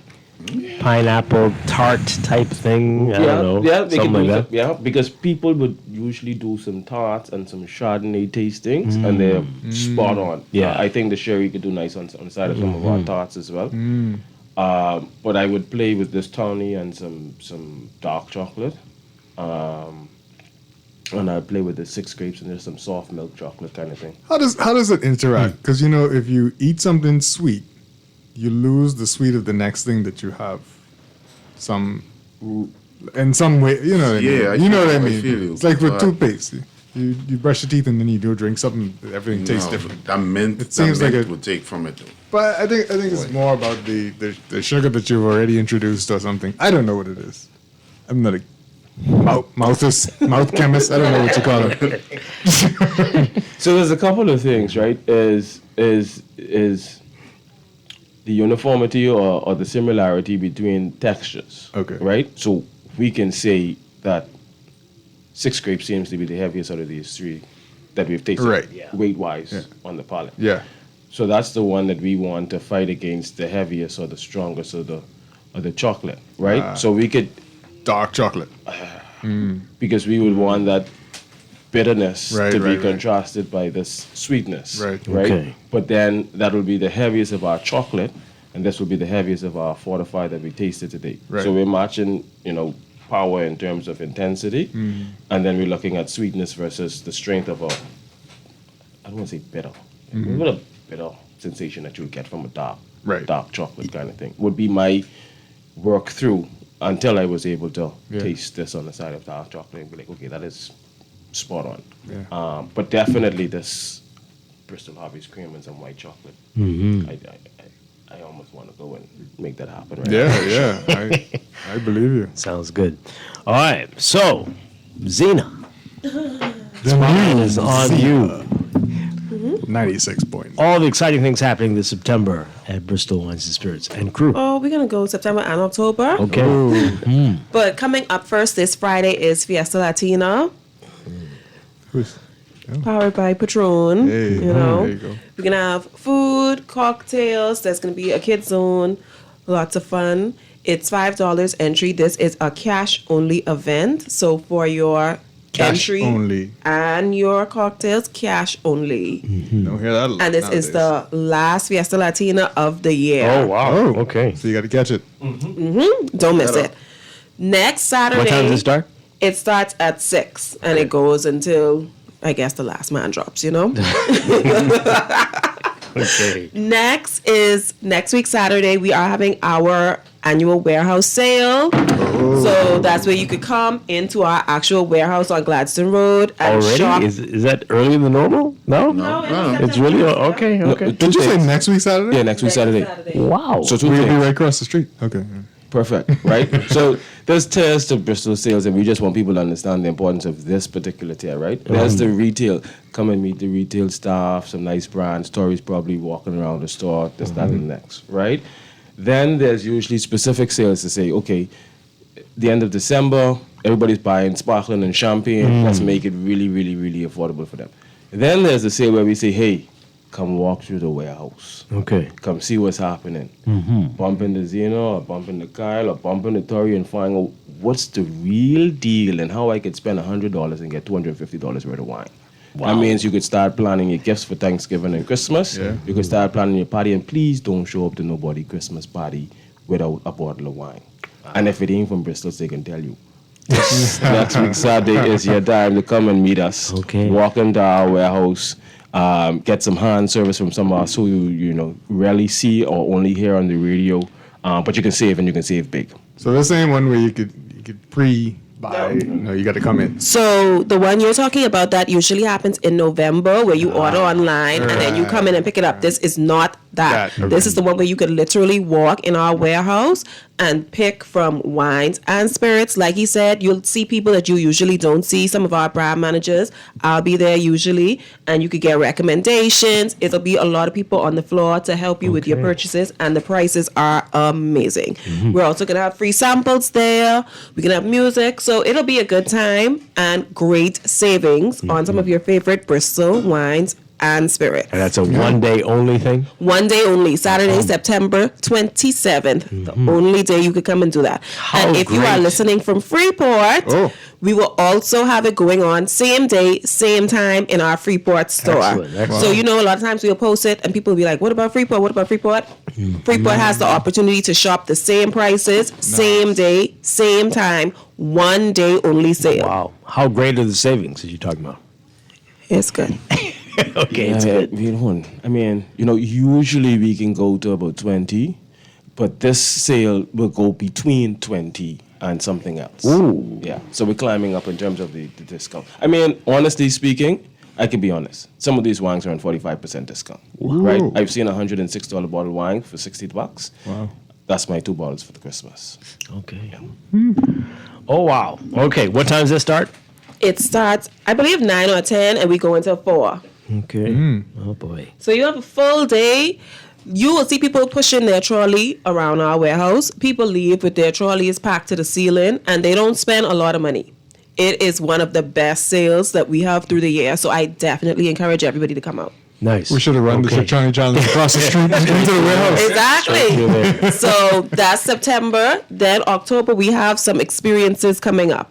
So first, October 18th, we have another one of our floral and wine workshops. So you get to taste 6 wines, but at the same time, you get to build a floral arrangement. This one is going to be fall themed, a little Halloween situation. It's going to be a good time. This always sells out. Oh. So if I was to be Depends honest, on we're how just getting to the radio. We have maybe 14 spots left. Oh, man. Because y'all didn't tell your friends about it. And No, it's our partners. Once our partners, Yeah, yeah. we give them the go ahead and they do their thing. that's I mean, it just got into our newsletter this week. Wow. And we got 14 spots left. All right, so for those who aren't familiar with it, I mean, explain it some more. What exactly happens? Floral and wine. So we have partnered with Emily Marie Floral Studio, and they provide the floral aspect of this workshop. So you'll come, you get the same great wine tasting experience that you always get from Bristol. You have 6 wines. Our wine team takes you through the 6 wines. This time, it's like I said, it's fall themed, so the wines are more of fall wines. It's wines that you drink as we get into the cooler seasons. Kyle is going to be there, Tori's going to be there walking you through the wines. But at the same time, our floral partner will have flowers there, and you can make a floral arrangement. So they have the floral arrangement one to show how to make, and then you pick your flowers. So we've done this now. This is going to be the 3rd one. Like Kyle say, it always sells out. The ladies always have a wonderful time. We have people, last time our wait list had over 10 people. Wow.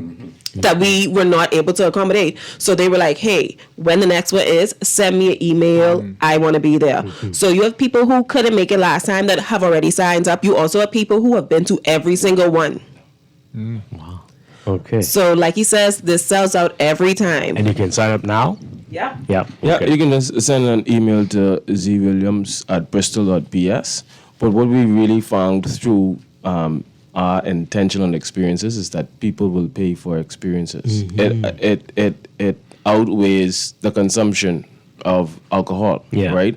But when you bring alcohol That's to these it. experiences, you know, people walk away feeling as though they've gotten more value than what they paid So for. they come in for the flowers or they come in for Kyle and Tori? No, they come for the wine and the flowers. You behave yourself right there. What time is that? So this one is 7 p.m., October 18th. Tickets are $150, but like I said, that includes all of your wines. You take home a floral arrangement. You get light bites while you're there, and it's an experience that you definitely won't want to miss. Just because Chester's be in trouble, right? So just this disclaimer. This is usually, the last 2 have been 100% females. Okay. Right? It's been kind of pushed as a girls' night kind of thing. So we do guide you through the wines and then we excuse ourselves. And the female members of the wine team, they hang around and make sure that your glasses are filled during the floral making. It's a girls' night kind of thing. And then Tori and I come back and do the cleanup. You didn't have to add the fine print. All right, so that is, like you said, the girls' night all out option. If you like champagne, October 24th is International Champagne Day, and to celebrate that, we will be doing a champagne tasting on October 23rd. Okay, that's a Thursday. That is a Thursday. All right. Yep. So we'll be bringing out all of our champagne houses. Laurent Perrier, Pelicat Salmon. So you can sign up for that The now. host? Yes, please. Okay, sign up for that now because by the time you come back, that might be sold out. Probably. It's possible. Probably. Yeah. Probably. Okay. So now you know. For that, we also already have a list of people signing up. So we definitely encourage you to sign up sooner rather than later. I think we could accommodate another about 14 people to that one as well. Space. Yeah. Yeah. Sold out. So How much is that one? I'm pulling it up now. I believe it's $75. So. Okay. That's all. I finish. And so you will need to take the 24th off. So yeah, that one is $75, and like you said, it includes all of your favorite champagnes from the Bristol portfolio. We'll be in crew. We'll have some light bites with that one as well. Kyle and Tori will walk you through all of the champagnes, and that is guaranteed to be another good time. You know, it's a way to get some champagne before the real holiday season, before you start your Thanksgiving, your Christmas, your New Year's Eve. So once you taste that, you know what champagnes you want to have for your celebrations. Wow. And as always, whenever you come to one of our wine tastings, you get a discount on everything that we taste that day. Okay, excellent. So you got a lot going on. That's exciting stuff. Thank you all for being here. As always, we'll see you before those events, but if there's any space, we'll remind folks about it. But thank you very much for being here this morning. Really appreciate it. Always a pleasure. Hi. Kyle Stubbs, Tori Saunders, Zena Williams. Thank you from Bristol Wines and Spirits and crew. Thank you for being here this morning. Chester Robards, thank you for being here this morning. Appreciate it. Pleasure. I'll see you next week. I'll be back tomorrow morning with more Morning Blend and Morning Blend Business here on Guardian Radio. Folks, pick up today's NASA Guardian for the Guardian Business section. Your latest in business news, all there. This portion of the show brought to you in part by Seafowl, growing wealth for future generations. Stay tuned for On the Clock with Aaron Green, coming next.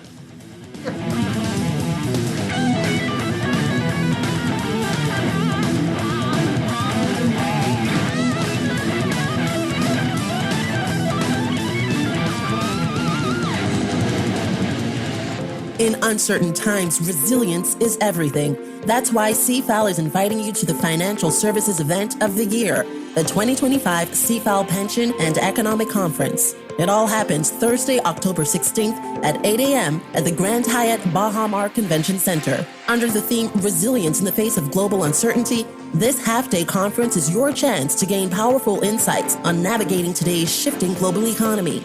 This is the premier networking and knowledge-sharing event of the year, and you cannot afford to miss it. So secure your spot today at www.cfal.com.